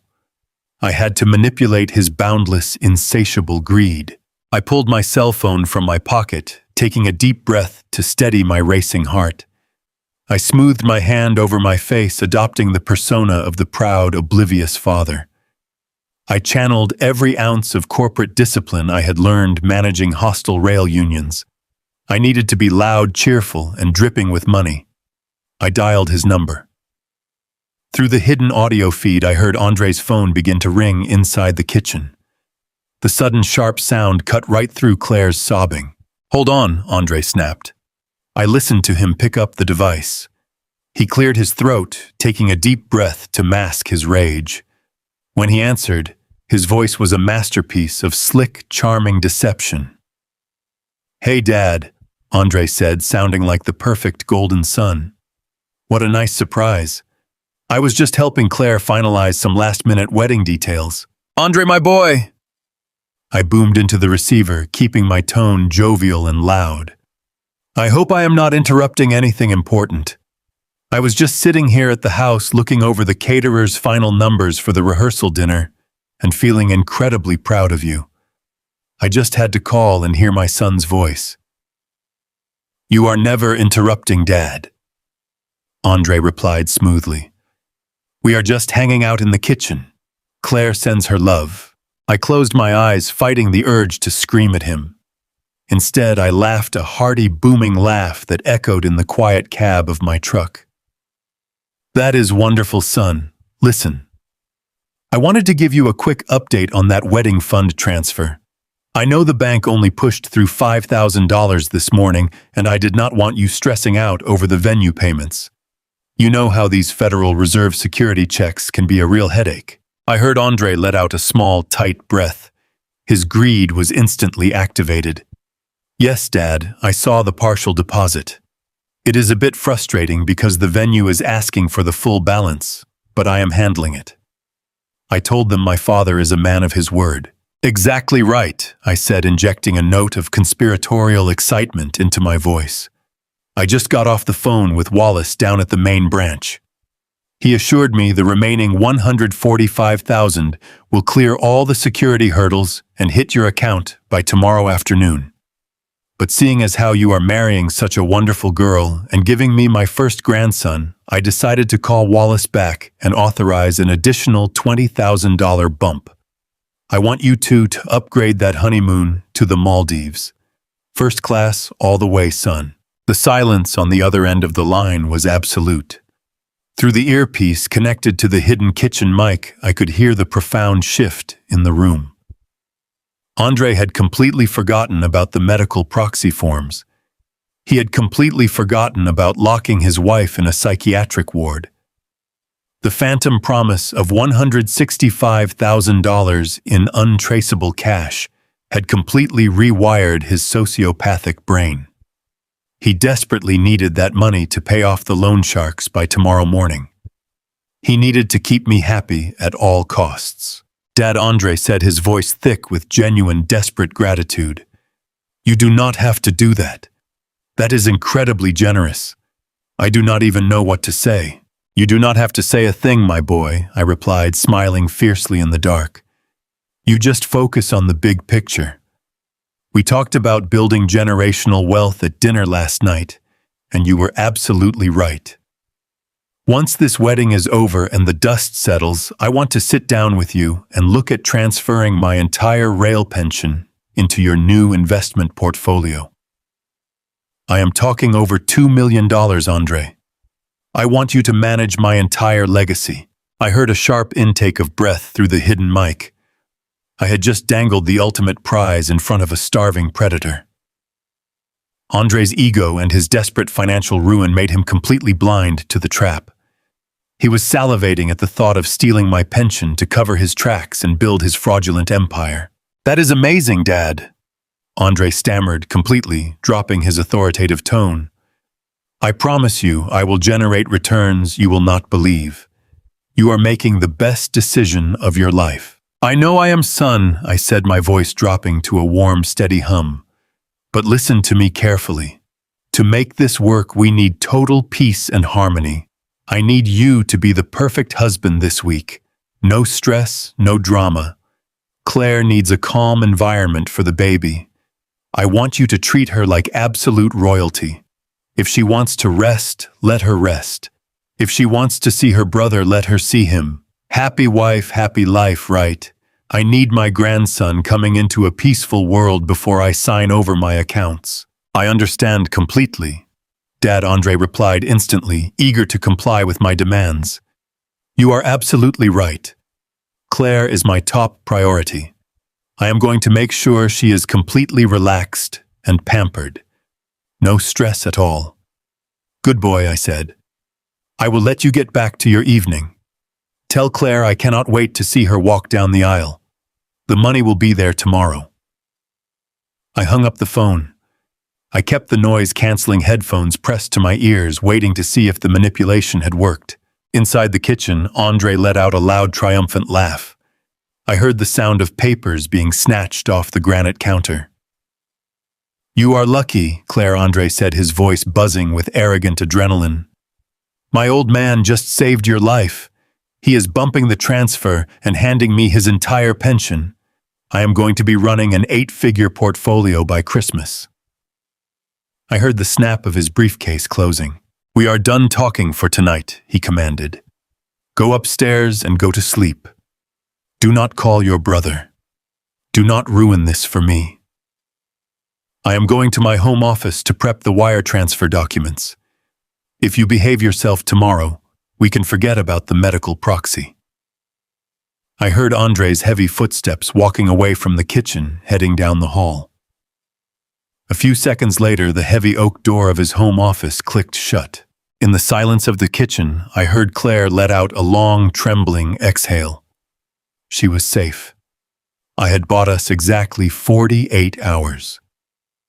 I leaned back against the headrest of my truck, peeling the headphones off my sweating ears. My heart was still racing, but the plan was officially in motion. Andre thought he was reeling in a multi-million-dollar catch. He had no idea he had just swallowed a hook covered in razor wire. The wedding rehearsal was 2 days away. I started the truck engine, my headlights cutting through the dark street. I had secured Claire's safety for the night, but the real work was just beginning. It was time to pull the plug on his offshore empire and watch him drown. Time moves differently when you are standing on the tracks, watching a runaway freight train barrel toward a broken switch. You know the derailment is absolutely inevitable. You can feel the deep, violent vibration in the steel rails beneath your heavy work boots. You can hear the distant, terrifying screech of metal straining against the laws of physics. But all you can do is hold your breath, stand your ground, and brace your body for the catastrophic impact. That is exactly where I found myself on that humid Thursday morning, with exactly 48 hours left until the extravagant wedding rehearsal was scheduled to begin. The pressure inside my small, quiet kitchen was thick enough to cut with a hunting knife. My cell phone sat on the worn wooden dining table, vibrating relentlessly against the grain. It had been buzzing since the sun first cracked over the Georgia pines. Andre was panicking. His desperation was bleeding through the digital screen in a continuous stream of frantic text messages and breathless voicemails. He was trying his absolute best to maintain the smooth, polished illusion of the successful corporate broker. But the cracks in his armor were widening by the minute. His messages started at 6 in the morning, with a fake casual tone asking if I happened to know what time the federal banking servers processed their overnight batches. By 9 o'clock, his tone had shifted into barely concealed terror. He left a voicemail claiming his account manager was causing unnecessary delays and that the wedding vendors were breathing down his neck for the final deposits. He begged me to call the branch manager and authorize a manual override to release the $150,000 immediately. I sat at my table drinking my black coffee and watching the screen light up again and again. I did not answer. I let him sweat. I let the suffocating weight of his own criminal debts crush his lungs. I knew exactly what was happening in his mind. The violent men from the industrial park had given him a deadline, and that deadline was rapidly expiring. He was a cornered animal, realizing for the first time in his privileged, arrogant life that his silver tongue and expensive suits could not save him from the consequences of his actions. When I finally picked up the phone, I sent him a single, carefully crafted text message. I told him I was driving out to the country to secure the paperwork for my pension transfer and that cell service would be spotty. I promised him the wedding funds were guaranteed and safe in the processing queue. It was the perfect bait. The mention of my $2 million pension was enough to blind his judgment and force him to swallow his panic for a few more hours. At 10:30 in the morning, my burner phone rang. It was Travis. He was parked 2 blocks away from Andre's luxury gated community, sitting low in his battered white work van. He just left. Travis announced, his voice tight with adrenaline. He peeled out of the driveway like the devil himself was chasing him. Claire sent me the signal from the upstairs window.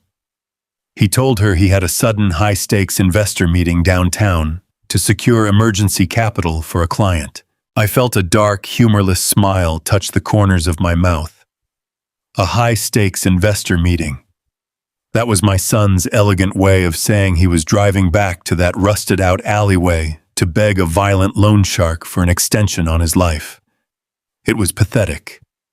But his absence gave us the exact window we desperately needed to execute our surgical strike. I told Travis I was 2 minutes away. I grabbed my heavy canvas duffel bag, walked out to my truck, and drove straight into the belly of the beast. When I pulled through the wrought iron security gates of the neighborhood, I kept my speed slow and steady. I parked my heavy-duty pickup right next to Travis's van in my son's wide, circular driveway. We did not hesitate. We walked briskly up to the towering oak front door and slipped inside before any of the nosy, affluent neighbors could wonder why 2 working-class men were marching into the estate. Claire was waiting for us in the grand marble foyer. She looked completely drained, her skin pale, and her hands trembling slightly against her pregnant belly. But when she looked at her brother and then at me, I saw a new, resilient fire burning behind her exhausted eyes. She was no longer the terrified, confused bride I had seen at the steakhouse. She was a mother preparing to fight a war for her unborn child. "We do not have much time," I told them, keeping my voice low as the echoes bounced off the vaulted ceilings. "We have maybe 2 hours before he realizes his begging is not working and comes rushing back here to secure his leverage. We are not packing suitcases. We are not taking clothes or anything that will leave an obvious empty space in his closets. We are packing survival gear. We are stripping him of his legal ammunition." Travis nodded, his mechanic's brain instantly shifting into a mode of cold, mechanical efficiency. He pulled 2 heavy-duty nylon backpacks from his shoulder and handed one to Claire. We moved through that immaculate, suffocating house like ghosts. Our mission was not to help her run away today. If she vanished right now, Andre would immediately file a missing persons report claim she was suffering from a severe prenatal psychotic break and send the police to drag her back. Our mission was to quietly remove every single piece of documentation he could use to control her in a court of law. We were packing her life into a bag so that when the hammer finally dropped, she would be completely untouchable. I followed Claire up the sweeping staircase to their master suite. The sheer opulence of the room made my stomach turn. Everything was covered in expensive silk and imported velvet funded by stolen client money and fraudulent bets. Claire went straight to the massive walk-in closet and dropped to her knees. She pulled up a section of the custom carpeting to reveal a hidden floor safe. Andre thought he was the only one who knew the combination, but Claire had watched him open it in the reflection of the dressing room mirror months ago. She punched in the numbers and the heavy steel door clicked open. "Take everything with your name on it," I instructed, standing guard by the bedroom door. Claire worked with frantic precision. She pulled out her original birth certificate, her social security card, and her passport. She grabbed the sealed envelopes containing the legal deeds to her family trust fund. Those were the very documents Andre planned to seize when he had her locked away in a psychiatric ward. Slipping them into the nylon backpack felt like disarming a live bomb. I watched her hands shake as she reached deeper into the safe and pulled out a small velvet box. She opened it to reveal a delicate antique pearl necklace that had belonged to her late grandmother. It was her most prized possession. Andre had locked it away, claiming it was too valuable to leave out on her vanity. We both knew the truth. He had locked it away to punish her, to remind her that he controlled every aspect of her existence down to the memories of her own family. She clutched the velvet box to her chest for a fraction of a second before burying it deep inside the backpack. Downstairs, Travis was systematically securing the medical flank. We had instructed Claire to leave the fraudulent medical proxy forms Andre had tried to force her to sign on his heavy mahogany desk. Travis slipped into the home office wearing latex gloves to avoid leaving fingerprints. He photographed every single page of the coercive documents using the burner phone. We needed undeniable photographic proof that Andre was actively drafting paperwork to strip Claire of her medical autonomy. Once Travis secured the images, he left the blank, unsigned forms exactly where they were sitting, perfectly aligned next to Andre's expensive fountain pen. I walked down the hall to the room that broke my heart the most. The nursery. It was painted a soft, soothing yellow, filled with pristine white furniture and boxes of unopened baby clothes. It looked like a picture from a high-end catalog. But standing in that quiet room, I knew it was nothing more than a beautifully decorated prison cell waiting to capture my innocent grandson. Claire walked up behind me, resting her hand on my arm. We stood in the silence of the nursery, bound together by a shared, unspoken grief. She reached into a small drawer of the changing table and pulled out a stack of glossy black and white ultrasound photos. She ran her thumb over the blurry image of her baby, her eyes shining with unshed tears. She carefully placed the photos into her bag, sealing the zipper tight. We had everything we needed. We had the legal documents, the financial trust papers, the medical records, and the irreplaceable family heirlooms. We had effectively severed the invisible chains Andre had wrapped around her life. Now came the most dangerous part of the operation. We had to restore the illusion. We spent the next 30 minutes erasing our footprints. We fluffed the decorative pillows on the bed, smoothing out the silk sheets. Claire vacuumed the carpet over the hidden floor safe, ensuring the pile of the fabric looked completely undisturbed. We wiped down the granite countertops in the kitchen and adjusted the blinds to their exact original angles. Travis even took a damp cloth and meticulously wiped away the faint dust tracks our boots had left on the polished hardwood floors in the hallway. When we were finished, the house looked absolutely immaculate. It was a perfect, sterile museum. Andre could walk through that front door and never suspect that his entire foundation had just been quietly hollowed out from the inside. I hoisted the heavy canvas bags over my shoulder, feeling the immense weight of Claire's freedom pulling at my muscles. Travis carried the nylon backpacks out to his work van, hiding them beneath a pile of greasy drop cloths and spare fan belts. We were transporting her life to a highly secure, unmarked safe house Travis had rented in cash on the opposite side of the city. It was a fortress waiting for her arrival. I turned to Claire, standing in the shadow of the massive front door. Her face was pale, but her jaw was set with a fierce, undeniable strength. "You have to survive one more night in this house, Claire," I told her, keeping my voice incredibly gentle but firm. "When he comes back from his meeting, he is going to be furious. He is going to be erratic and cruel. You have to play the part of the submissive, terrified wife. Let him yell. Let him act like the king of the castle. Do not argue with him, and do not give him any reason to suspect you are planning an exit. Just keep your head down and keep the audio recorder running. Can you do that for me?" She looked up at me, her eyes shining with a deep, profound gratitude. "I can do it, Roland," she whispered, her voice steady and clear. "I am not scared of him anymore. He is just a coward hiding behind a suit. I will be ready when you come for me tomorrow." Travis pulled his sister into a fierce, protective embrace, kissing the top of her head before slipping out the door and hurrying toward his van. I gave Claire a solemn nod, stepping out into the suffocating afternoon heat and climbing into the cab of my heavy-duty truck. I watched the front door click shut behind me, sealing Claire inside the lion's den for one final night. The anxiety gnawed at the edges of my mind, but I pushed it down. The board was set. The pieces were in motion. The trap was fully armed. Travis and I drove in the convoy away from the affluent gated community, leaving the illusion of perfection behind us in the rearview mirrors. The late afternoon sun was beginning to dip below the tree line, casting long, jagged shadows across the asphalt. We navigated the heavy commuter traffic heading toward the secure location where we would stash the documents and finalize the ultimate extraction plan for tomorrow morning. Just as I pulled onto the main highway, the heavy silence in my truck was shattered by the harsh electronic ringing of my cell phone. I glanced down at the illuminated screen resting in the cup holder. It was Andre.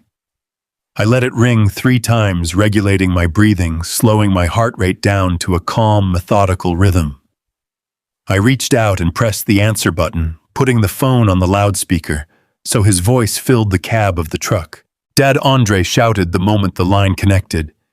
His voice was frantic, stripped entirely of his usual corporate charm. It was a raw, desperate bark of pure panic. "Hey there, son," I answered, keeping my tone infuriatingly calm and oblivious. "I just got back into cell service range. What is going on? You sound a little stressed out." "The venue manager just called me," Andre yelled, his breath hitching audibly over the phone. They checked their incoming wire logs. The remaining $145,000 never cleared the federal processing batch. The bank bounced the transfer back. They are demanding the final $50,000 catering deposit by 5:00 today, or they are completely canceling the rehearsal dinner and locking us out of the estate. "Dad, you have to call your branch manager right now and force the wire through. I am out of time." I listened to his desperate begging, picturing him sitting in his car, sweating through his expensive suit, realizing his entire world was hanging by a frayed thread. I leaned back into the worn leather seat of my truck, a cold, hard smile spreading across my face. "Do not worry, son," I said, my voice dropping into a smooth, deadly calm that carried the heavy weight of absolute finality. "I am handling everything directly with the vendors tonight." The heavy air of the grand ballroom at the sprawling Atlanta Country Club felt thick and suffocating despite the aggressive air conditioning. Crystal chandeliers hung from the soaring vaulted ceilings, casting a warm golden light over 100 of the city elite. A string quartet played a soft, elegant melody in the corner, attempting to fill the room with a sense of romantic celebration. The tables were draped in fine white linen, loaded with towering centerpieces of imported white roses, polished silver, and delicate crystal glassware. To anyone walking through those tall mahogany doors, it looked like a masterpiece of absolute perfection. It was the ultimate rehearsal dinner for the ultimate wealthy couple. But sitting 2 seats away from my son, I knew it was nothing more than a lavishly decorated crime scene. Andre sat at the very center of the head table. He wore a custom-tailored midnight blue tuxedo that probably cost more than my first pickup truck. He flashed his bright, polished smile at the affluent guests, raising his champagne flute and playing the role of the charming, prosperous groom to absolute perfection. Yet beneath that flawless exterior, I could see the frantic animal panic tearing him apart. Heavy beads of sweat were gathering along his hairline. His jaw clenched tightly every time a server walked past. Beneath the draped tablecloth, I watched his thumbs moving furiously across his hidden cell phone, checking his banking application over and over again. He was desperately waiting for a $150,000 wire transfer that I knew was never going to arrive. He was a man standing inside a burning house, pretending he did not smell the smoke. Next to him sat Claire. She looked incredibly beautiful in a simple, elegant silk dress, but her skin was the color of pale ash. She held a crystal water goblet, gripping the fragile stem so tightly, her knuckles were completely white. Every time Andre casually placed his hand over hers, she would flinch, holding her breath until he pulled away. But when she glanced down the long table and met my eyes, I saw the quiet, unbreakable resolve anchored deep within her spirit. She knew exactly what was about to happen. She knew that her brother Travis was standing near the heavy oak doors at the back of the ballroom, wearing a borrowed gray suit and keeping a silent, watchful eye on the exits. She knew the legal trap was already locked down. She just had to endure this performance for a few more minutes. The dinner service was a blur of roasted filet mignon and truffled asparagus. I did not touch a single bite of my food. My stomach was a tight, heavy knot of anticipation and profound sorrow. I looked around the room at the guests. Claire had wealthy conservative parents sitting directly across from us. Her father, Richard, was a retired corporate judge, and her mother, Eleanor, was a high society matriarch. They looked at Andre with pure adoration, believing he was the perfect, sophisticated provider for their precious daughter. They had absolutely no idea they were sitting across from a ruthless predator who planned to lock their child in a psychiatric ward to steal their family trust fund. As the servers quietly cleared the china plates, the venue manager appeared at the edge of the ballroom. He was a tall, nervous-looking man, clutching a digital tablet. I saw him catch Andre's eye and tap his wrist sharply, indicating that time was up. The final $50,000 payment was severely overdue, and the country club was threatening to pull the plug on the entire weekend. Andre gave the manager a strained, confident nod and subtly pointed his finger toward me. He was silently telling the manager that his wealthy father was going to handle the bill. It took every ounce of discipline I had learned in the rail yards not to laugh out loud at his sheer audacity. The string quartet slowly stopped playing. The gentle hum of conversation faded as the best man stood up to deliver the first toast. He was another slick investment broker who spent 10 minutes telling hollow corporate jokes and praising Andre for his legendary success in the financial markets. The guests laughed and clapped, raising their glasses in a toast to the golden boy. Then it was Andre's turn. He stood up, buttoning his tuxedo jacket, and picked up a silver microphone. He looked out over the crowd with a sickeningly sincere expression on his face. "Thank you all for being here tonight." Andre began, his voice smooth and confident, echoing through the large speakers. "Tomorrow I get to marry the most incredible woman in the world. Claire, you are my anchor and my heart. I promise to spend the rest of my life protecting you and providing for our growing family." He paused, letting the guests sigh with collective admiration. Then he turned his gaze toward me, placing a hand over his heart. "But I also want to take a moment to thank my father." Roland Andre continued, projecting absolute fabricated sincerity. "My dad worked for 40 years on the railroad, sacrificing his own comfort to make sure I had every opportunity to succeed. He taught me about integrity. He taught me about honor. And tonight, he has given Claire and me the most generous gift a father could ever give to help us start our new life. Dad, I owe you everything." The entire ballroom erupted in polite, enthusiastic applause. People looked at me with warm, approving smiles. Claire stared down at her lap, entirely unable to mask her disgust. Andre raised his champagne flute toward me, drinking down the expensive wine with a triumphant smirk. He thought he had me completely trapped. He thought his public display of affection would force me to quietly pay the venue manager and keep his fraudulent empire afloat for one more night. The applause slowly died down. The room grew quiet, waiting for the proud patriarch to say a few words. I stood up from my chair. I did not take the silver microphone from his outstretched hand. I simply reached over and picked up a heavy crystal water glass. I picked up a silver spoon and tapped it firmly against the rim. The sharp, clear, ringing sound cut through the heavy air of the ballroom, demanding absolute silence. I looked out over the sea of expectant faces. 100 wealthy guests staring back at a retired rail yard manager, expecting a sweet, emotional speech about love and family. I reached down to the floor beside my chair and picked up a thick leather portfolio bag. "Andre is right about one thing." I began, projecting my deep, booming voice across the silent room so it carried to the very back walls. I spent 40 years managing freight trains in the freezing rain.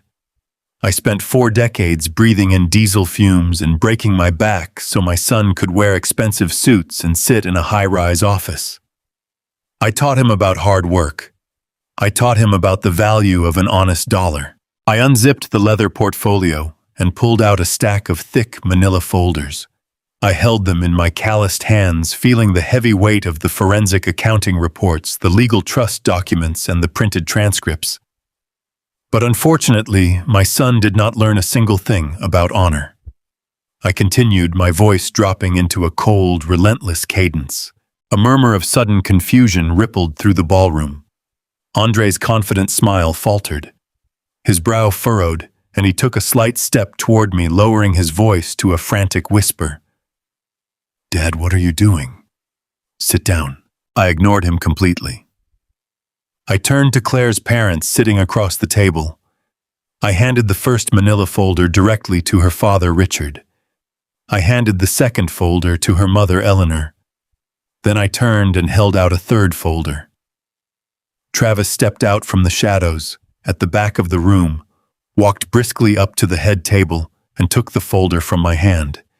He immediately turned and handed it directly to the nervous venue manager who was hovering near the kitchen doors. Andre's face drained of all color.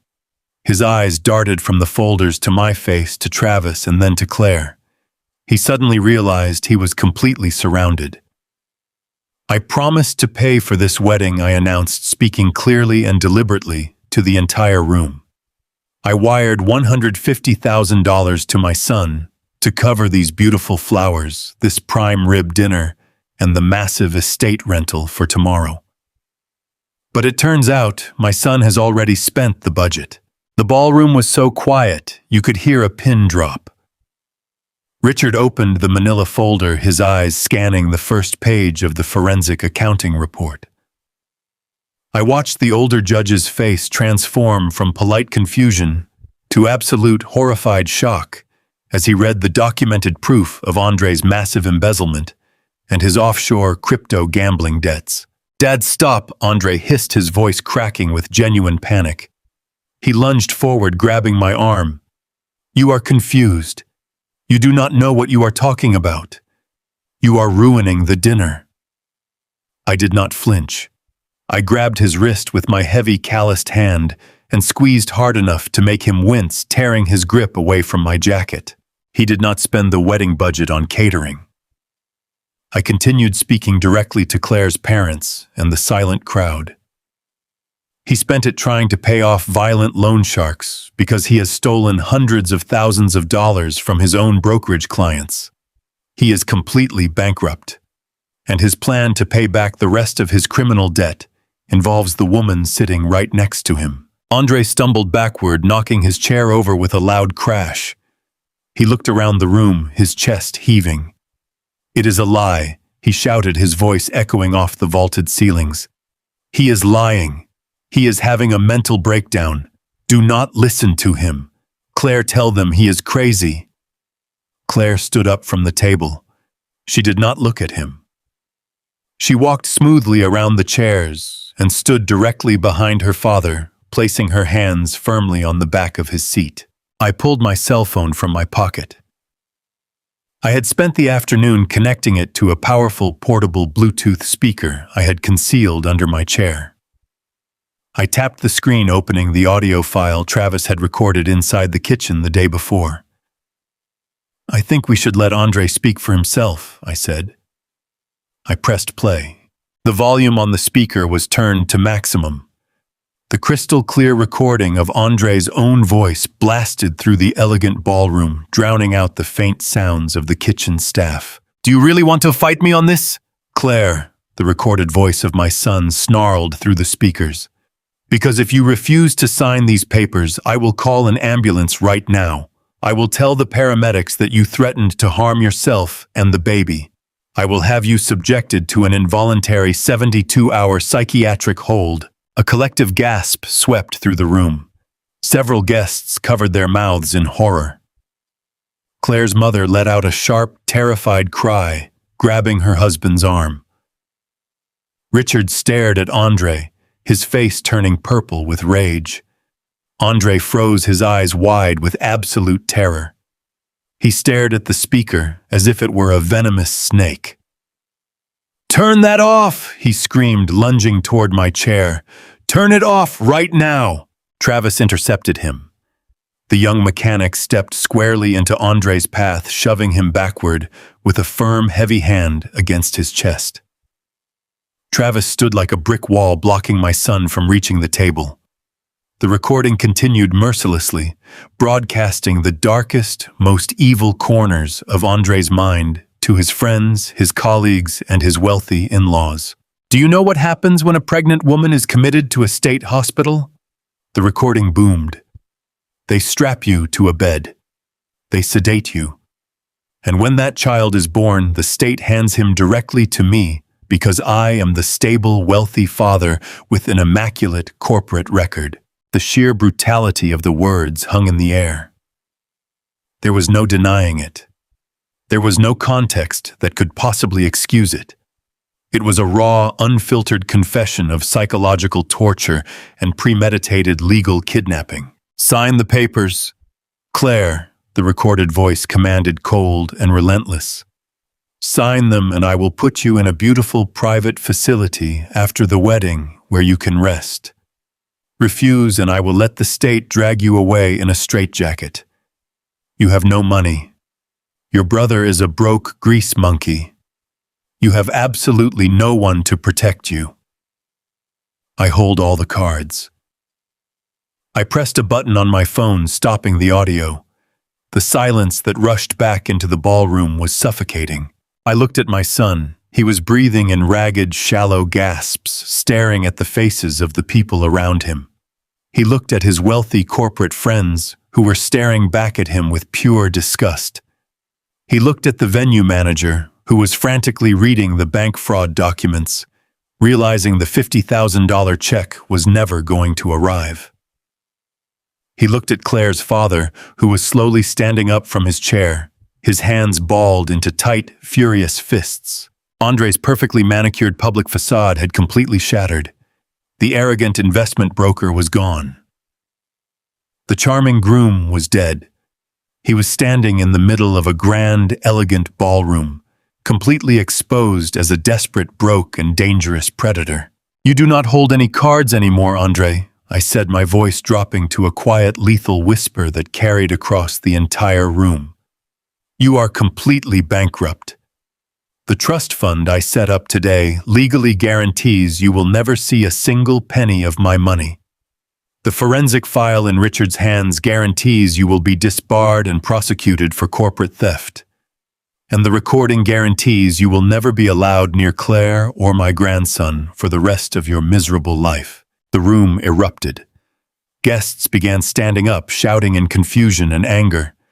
Claire's father moved around the table, stepping directly toward Andre with murder in his eyes. The venue manager grabbed his walkie-talkie, shouting for building security to enter the ballroom immediately. Andre stumbled backward, bumping into a table and sending a tray of crystal glasses crashing to the floor. He looked at me, his eyes wide with a frantic, wild panic. He opened his mouth to speak, to spin another lie, to try and manipulate his way out of the burning room. But there were no words left. He had nothing left to sell. The heavy, suffocating silence that fell over the grand ballroom was completely absolute. It was the kind of total, breathless quiet that happens right before a massive thunderstorm breaks open the sky. 100 of Atlanta's most elite socialites, wealthy investment bankers, and high society family members sat frozen in their expensive chairs. The crystal-clear audio recording of my son, plotting to lock his pregnant wife in a psychiatric ward, had just finished echoing from the portable speaker I had hidden under the table. The words were still hanging in the chilled air of the country club. There was no way to misinterpret them. There was no context that could possibly excuse the raw, calculated malice we had all just been forced to listen to. I stood at the head table looking down at the man I had raised. Andre was breathing in shallow, frantic gasps. His perfectly groomed corporate mask had entirely melted away, leaving behind a naked, terrifying desperation. His eyes darted wildly around the room, searching the faces of his wealthy colleagues and his affluent in-laws, looking for a single shred of sympathy or doubt. He found absolutely nothing. Every single pair of eyes staring back at him was filled with pure, unadulterated disgust. The people he had spent years trying to impress, the clients he had manipulated, and the friends he had bought with stolen money, were looking at him like he was a dangerous, diseased animal. Then his manic gaze shifted away from the crowd and locked directly onto Claire. She was standing behind her father, holding onto the back of his chair for support. She was trembling, but she was looking right back at my son with a newfound, unbreakable defiance. In that fraction of a second, Andre realized exactly what had happened. He realized that the quiet, submissive woman he had been terrorizing for months had fought back. He realized she had worn the hidden microphone. He realized she had worked with me and her brother to systematically dismantle his entire fraudulent empire. The realization triggered something dark and feral deep inside his brain. The panic in his eyes instantly morphed into explosive, unhinged fury. "You ungrateful, treacherous witch!" Andre screamed, his voice cracking with a terrifying, violent pitch.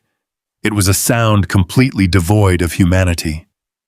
He lunged across the space separating the tables. He did not care about the 100 witnesses. He did not care about the elegant setting. His hands curled into tight, violent fists, reaching out to grab the woman carrying his unborn child. He moved with the blind, reckless speed of a predator whose trap had just been sprung. But my son did not even make it 2 steps. Travis stepped out from the shadows near the kitchen doors, moving with the sudden, devastating force of a derailed freight train. The young blue-collar mechanic did not shout. He did not issue a warning or strike a defensive pose. He simply planted his heavy work boots into the plush, patterned carpet, dropped his shoulder, and stepped directly into Andre's path. Travis threw a single, massive right hook. The mechanic had spent his entire life wrestling with rusted engine blocks and heavy steel machinery. His fist was like a block of solid iron. The impact sounded like a baseball bat striking a wet sack of flour. The loud, sickening crack echoed all the way to the vaulted ceilings of the ballroom. Andre's feet literally lifted off the floor. His eyes rolled back into his head before he even began to fall. He crashed backward, completely airborne, and slammed into a beautifully decorated side table loaded with towering crystal champagne flutes and silver serving trays.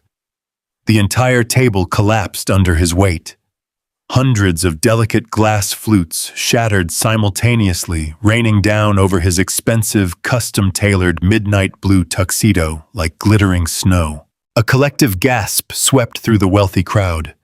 Several women shrieked, covering their mouths in horror. Men jumped back from their tables, knocking their chairs to the floor. Travis did not follow up the strike. He did not kick the man while he was down. He simply stood over my bleeding son, adjusting the cuffs of his borrowed gray suit jacket. His chest was heaving, but his face was completely calm. He positioned himself like an impenetrable brick wall between Andre and Claire, making it entirely clear that anyone who wanted to reach his sister would have to go through him first. Andre groaned, rolling slowly onto his side in the ruins of the broken glass, and spilled champagne. Bright red blood was pouring from his nose and pooling on the crisp white collar of his expensive dress shirt. He pressed a shaking hand to his jaw, trying desperately to orient himself. He looked up at Travis and then looked at me, his eyes wide with disbelief and humiliation.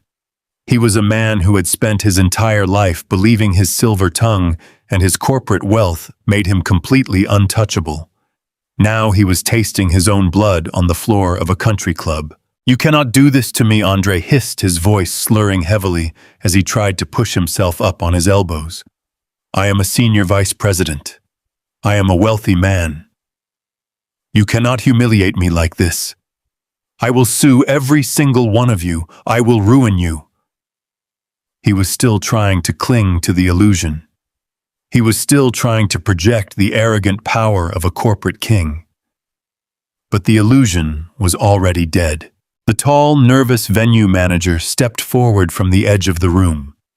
He was clutching his digital tablet and a thick stack of printed contracts. He looked down at my bleeding son with an expression of absolute professional contempt. "You are not going to ruin anyone, sir," the venue manager said, his voice projecting clearly across the quiet room. "And you are certainly not a wealthy man."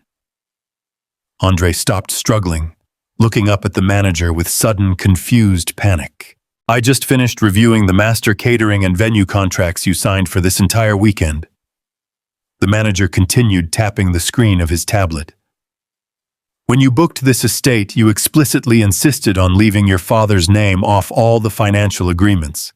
You demanded that only your signature be on the paperwork because you wanted to take full exclusive credit for hosting such a lavish high society event. Your arrogance ensured that you assumed total legal liability." Andre's face drained of the very last drop of color. He suddenly realized the magnitude of the trap he had built for himself. "My father transferred the money," Andre stammered, spitting blood onto the carpet. "The 150,000 is in the banking queue."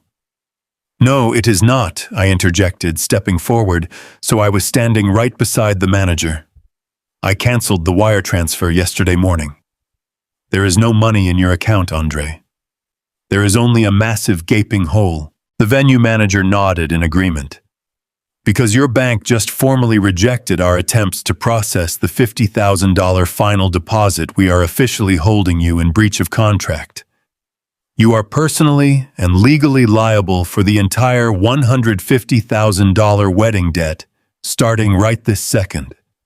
Our corporate attorneys will be filing a lien against your personal assets, your vehicles, and your future wages the moment the courthouse opens on Monday morning. You owe this country club a fortune, sir, and we will collect every single penny." The crushing weight of absolute financial ruin crashed down on Andre right there on the floor. He was already hundreds of thousands of dollars in debt to a violent offshore criminal syndicate.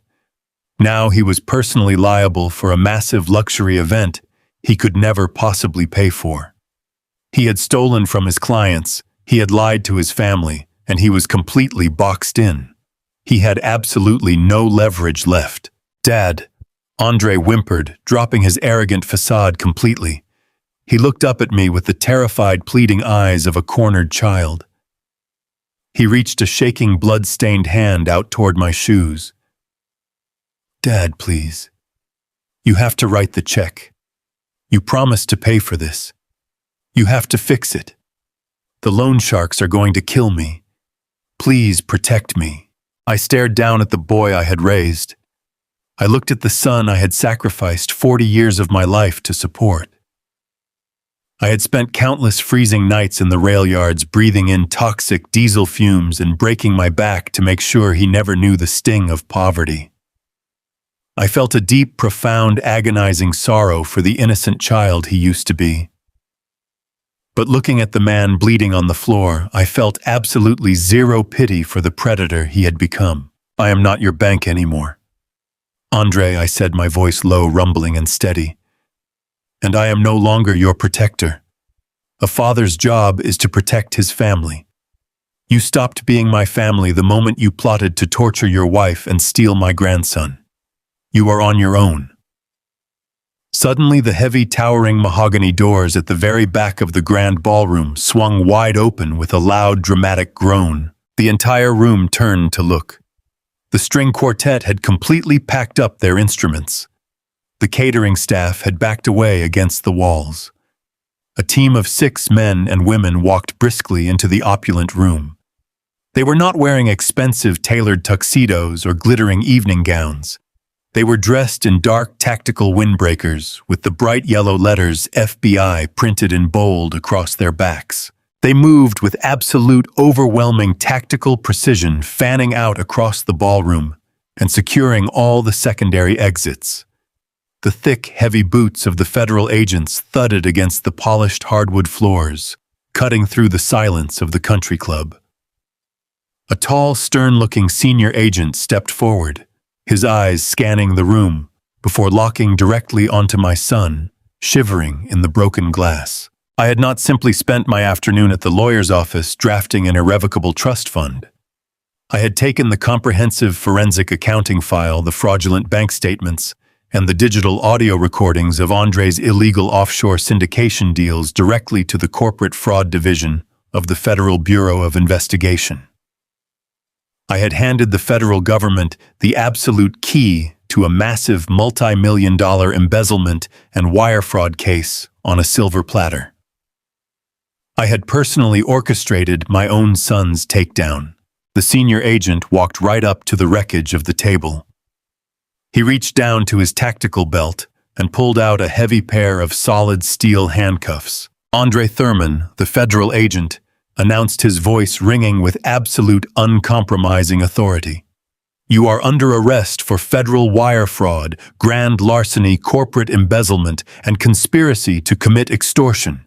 You have the right to remain silent. Looking at the evidence we have already compiled against you, I highly suggest you exercise that right."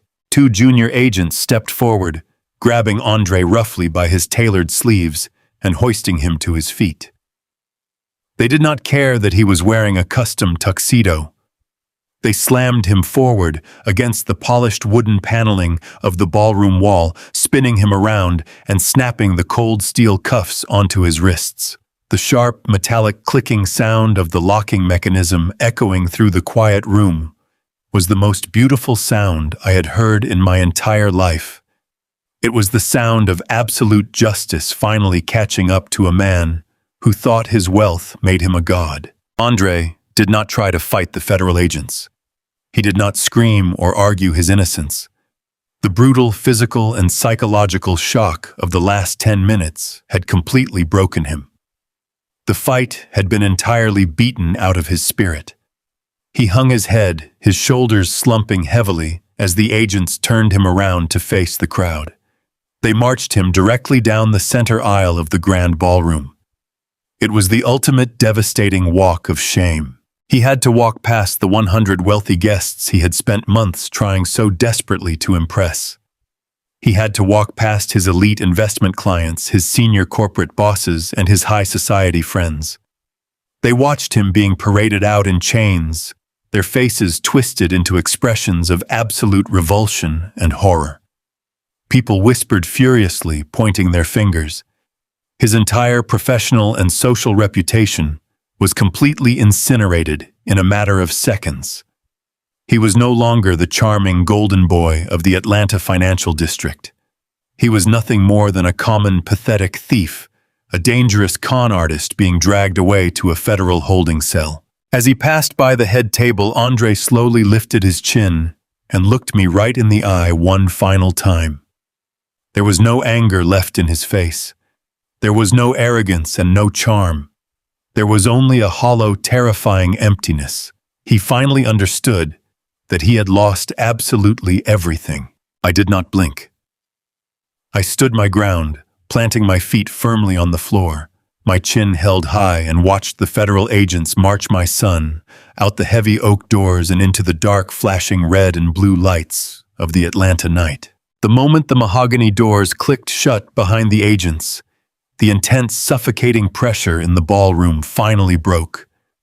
The wealthy guests instantly began scrambling for the coat check, and the valet exits, whispering frantically to one another, desperate to distance themselves from the radioactive fallout of the scandal. Claire's parents rushed forward, practically throwing themselves across the room. Eleanor was sobbing openly, wrapping her arms around her daughter's neck. Richard, the retired corporate judge, stepped up to me and grabbed my hand with a firm, deeply emotional grip. His eyes were shining with genuine, profound gratitude. "You saved her life, Roland," the older man said, his voice choked with heavy emotion. "You saved our entire family from a monster. We owe you a debt we can never possibly repay." I nodded slowly, feeling the massive spike of adrenaline finally beginning to drain from my tired muscles. A deep, exhausted ache settled into my bones. I had destroyed my own son, but I had saved an innocent mother and child. I turned away from the judge to look at Claire. She was leaning heavily against Travis, her eyes closed, breathing in deep, shuddering gasps. The absolute, relentless terror of the last 48 hours had completely drained her physical reserves. We had won the war. The predator was locked in a federal transport vehicle. The crushing, illegal financial debts were solely his responsibility.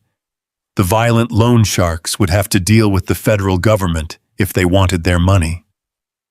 Claire was finally completely safe. We slowly walked away from the ruined head table, leaving the shattered crystal and the spilled wine behind us. We stepped out of the grand ballroom and into the quiet, luxurious main lobby of the country club. The air out here was cool and perfectly still. I reached out and put my large, calloused hand gently on Claire's shoulder, telling her that the nightmare was officially over. I told her we were going to drive her to a safe, comfortable hotel suite for the night, and that we would begin the process of rebuilding her beautiful new life in the morning. Claire looked up at me, offering a weak, exhausted smile. "Thank you, Roland," she whispered, her voice barely carrying over the quiet hum of the lobby. "Thank you for believing me when no one else would." She took a slow, tentative step toward the large glass front doors leading to the valet parking circle. Suddenly, Claire stopped completely dead in her tracks. Her eyes flew wide open, staring blankly at the polished marble floor. A sharp, jagged gasp escaped her lips, echoing loudly in the empty lobby. She gripped Travis's forearm so tightly, her fingernails dug deep into the fabric of his jacket. The little remaining color in her face instantly drained away, leaving her skin the color of old chalk. Before Travis or I could even ask what was wrong, Claire's knees violently buckled beneath her. She collapsed forward, her entire body going completely limp.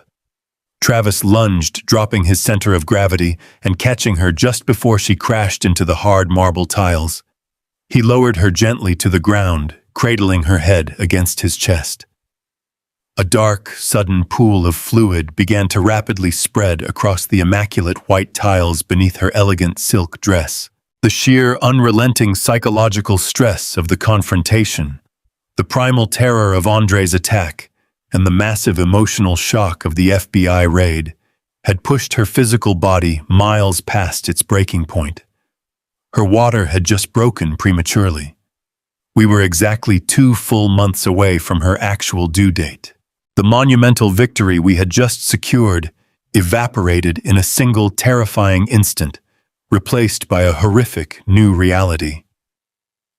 I dropped to my knees beside her on the cold marble floor, shouting at the top of my lungs for someone to call an ambulance immediately. My heart hammered against my ribs as the true, desperate fight for my grandson's survival officially began. The wheels of federal justice are known to grind exceedingly slow for the average citizen.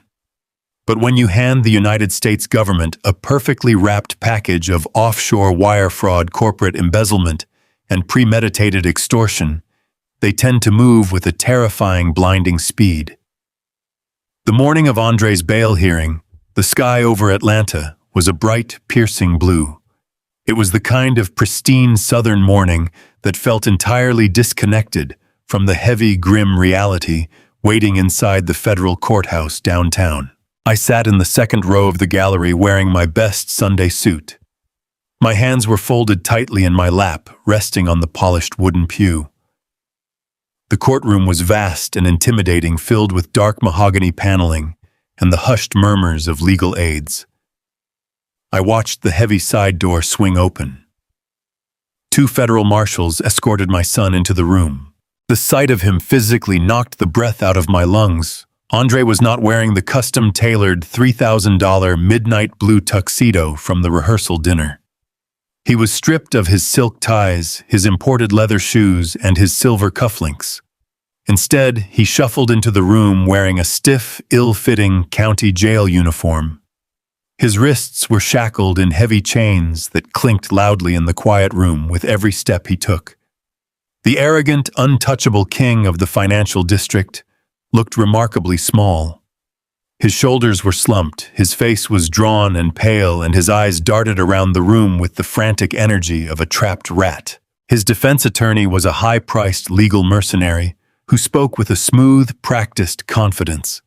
He stood before the federal judge, arguing passionately for house arrest. He claimed Andre was a respected member of the community, a first-time offender, and a loving, expectant father who posed absolutely no threat to the public.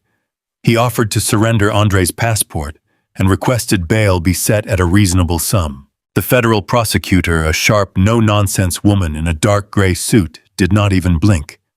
She stood up and calmly laid a thick stack of documents on the podium. They were the exact forensic accounting files Travis and I had liberated from the ashes of his empire. The prosecutor meticulously outlined the sophisticated network of dummy corporations, the embezzled client funds, and the massive offshore crypto betting syndicates Andre had been illegally funding. But the final nail in the coffin was the flight risk. She presented concrete evidence that Andre had actively attempted to secure false travel documents and move illicit cash to untraceable overseas accounts just hours before his arrest.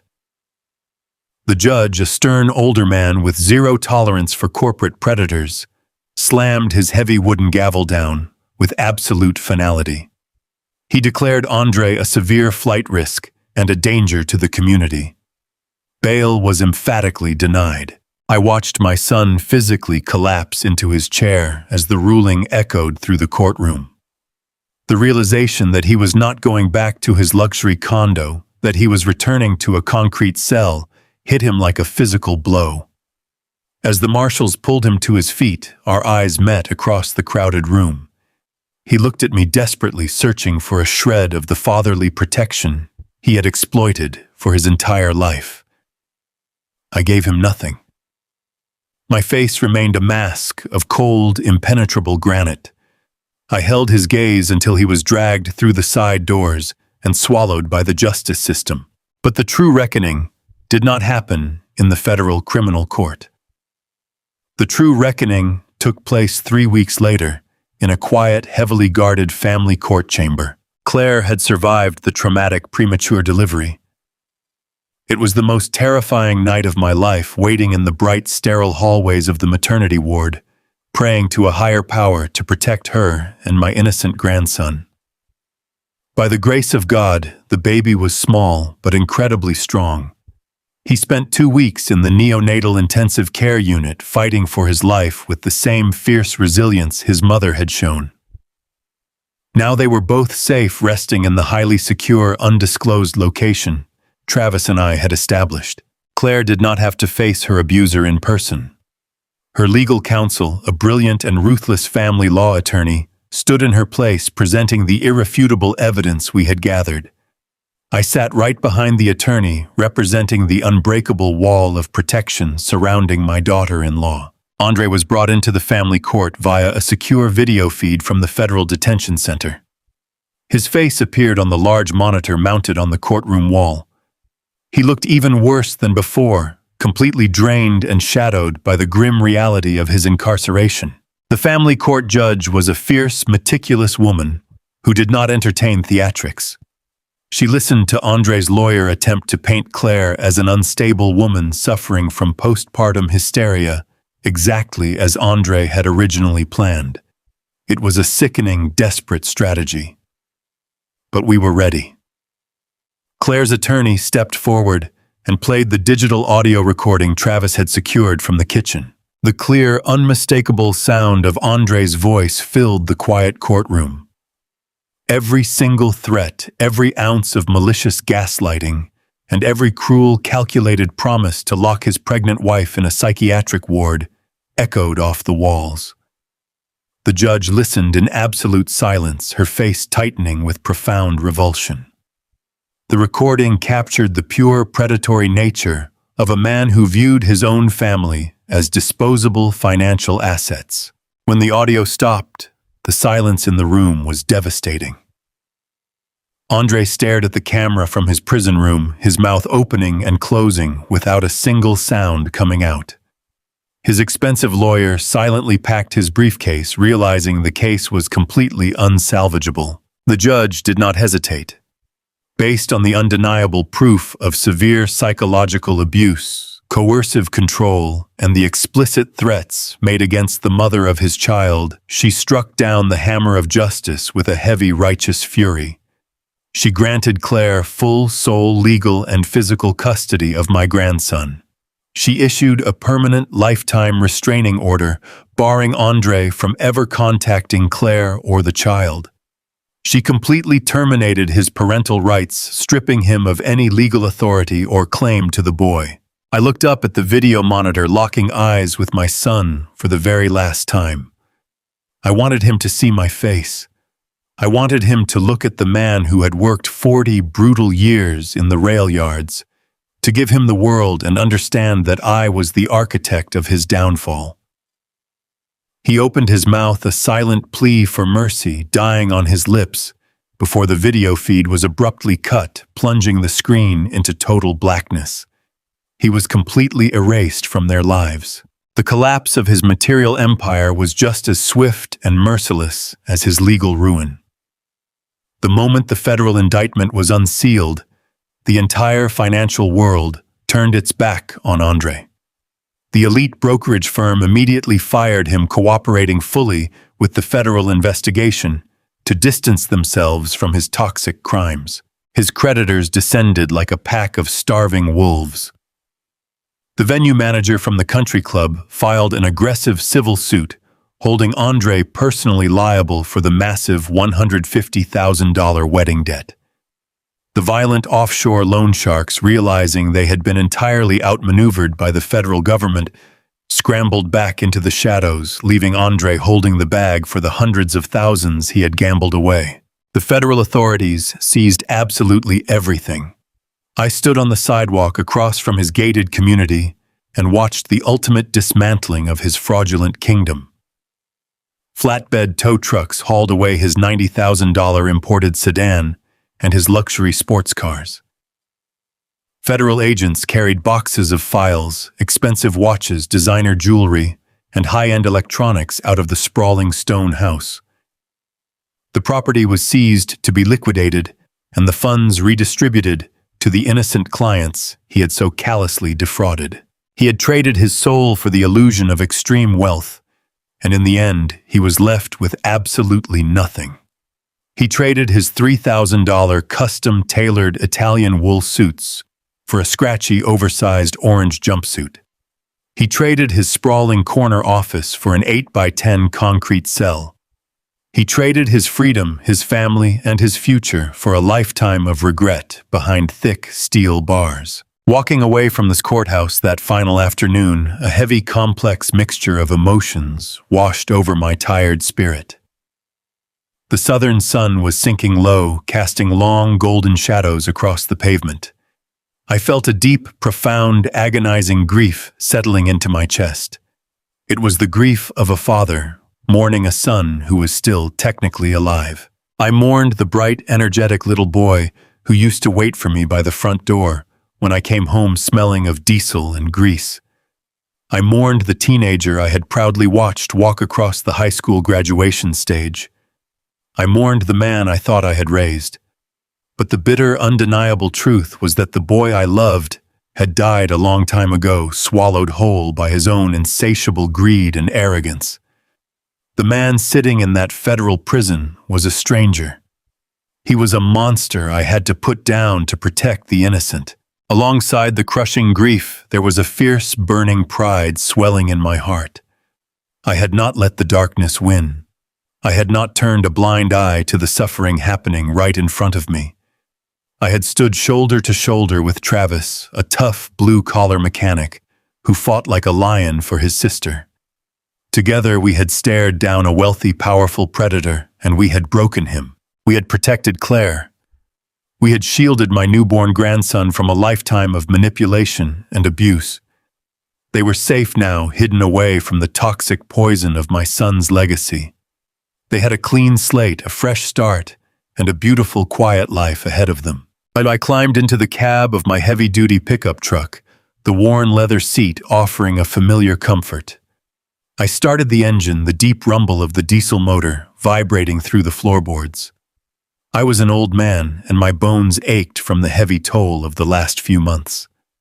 But as I pulled out into the evening traffic, driving toward the safe house to hold my grandson for the very first time, I felt a profound sense of peace. Sometimes in this life, you have to tear down the very things you spent decades building to make room for something better. Sometimes the hardest choices are the only choices that matter. I had lost a son, but I had saved a family. And as the city lights flickered on around me, lighting the way home, I knew, without a single doubt in my mind, that I would do it all over again. If my story touched your heart today, please leave a like to bring a little comfort to this old father. Subscribe to the channel right now so you do not miss the next life stories I will share with you. And please tell me down in the comments where you are watching this video from and what time it is there right now. It brings me immense joy to know which city you are watching from and how far this message of justice and protection has traveled. See you in the next story. With all my love and respect.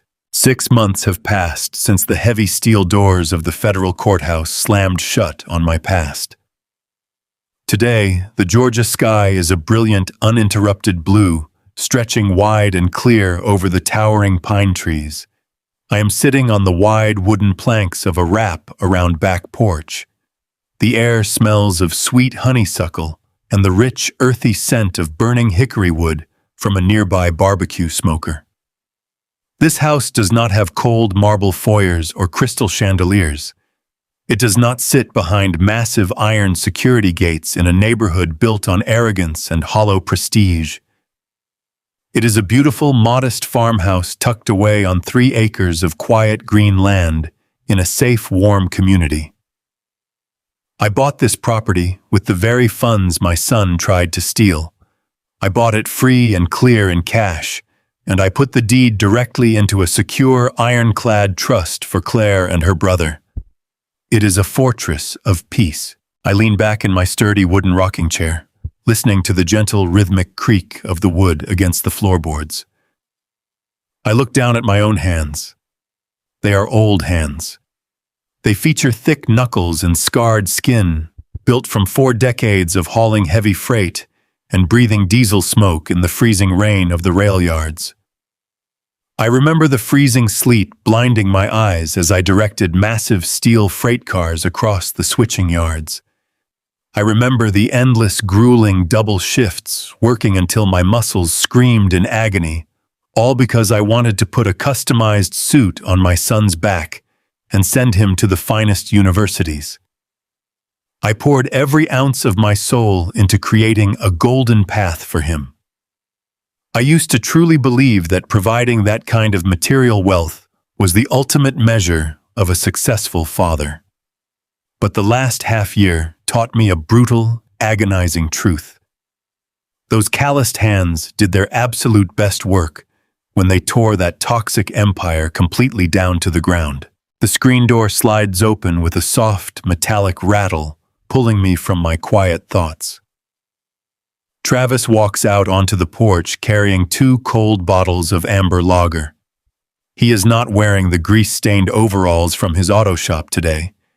He is wearing a clean white t-shirt and faded denim jeans, but he still moves with that same tough blue-collar grit that I have come to admire so deeply. He walks over and hands me a cold bottle. Our fingers brush against the chilled glass, and we share a long, quiet look of mutual understanding. We do not need to say much. Travis and I come from entirely different worlds. I am an older black man who spent a lifetime fighting for a seat at the corporate table, and he is a young white mechanic who spent his life wrestling with busted transmissions and struggling to make ends meet. But none of that matters now. We were forged together in a very specific kind of terrifying fire. We stood shoulder to shoulder in the dark and went to war against a monster. We built a relentless, gritty alliance out of pure necessity and sheer protective rage. That kind of bond does not ever fade. He is not just my daughter-in-law's brother anymore. He is my brother in arms. He is family. We sit in the warm afternoon sun, listening to the wind rustling through the tall oak trees lining the edge of the property. There are no frantic phone calls today. There are no violent loan sharks lurking in seedy industrial parks demanding ungodly sums of cash. There are no slick corporate lawyers trying to twist the family courts into a weapon of control. All of that noise, all of that toxic, suffocating chaos was ripped away and incinerated the moment the federal agents walked into that grand ballroom. My son is currently sitting in a federal penitentiary, stripped of his custom-tailored suits and his manipulative silver tongue. His offshore accounts were entirely seized by the government. His angry creditors picked his remaining physical assets clean like starving vultures. He went from drinking expensive champagne in luxury penthouses to staring blankly at a cold concrete wall, wearing a cheap prison jumpsuit. It brings a deep, heavy, paralyzing grief to my soul when I sit alone and think about the innocent, bright-eyed boy he used to be. I mourn the child I lost to the seductive poison of greed, but I do not mourn the predator he became. The fierce, burning pride I feel in protecting the innocent completely eclipses the sorrow of his betrayal. The wooden screen door opens again. This time the hinges seem to sing a joyful little tune.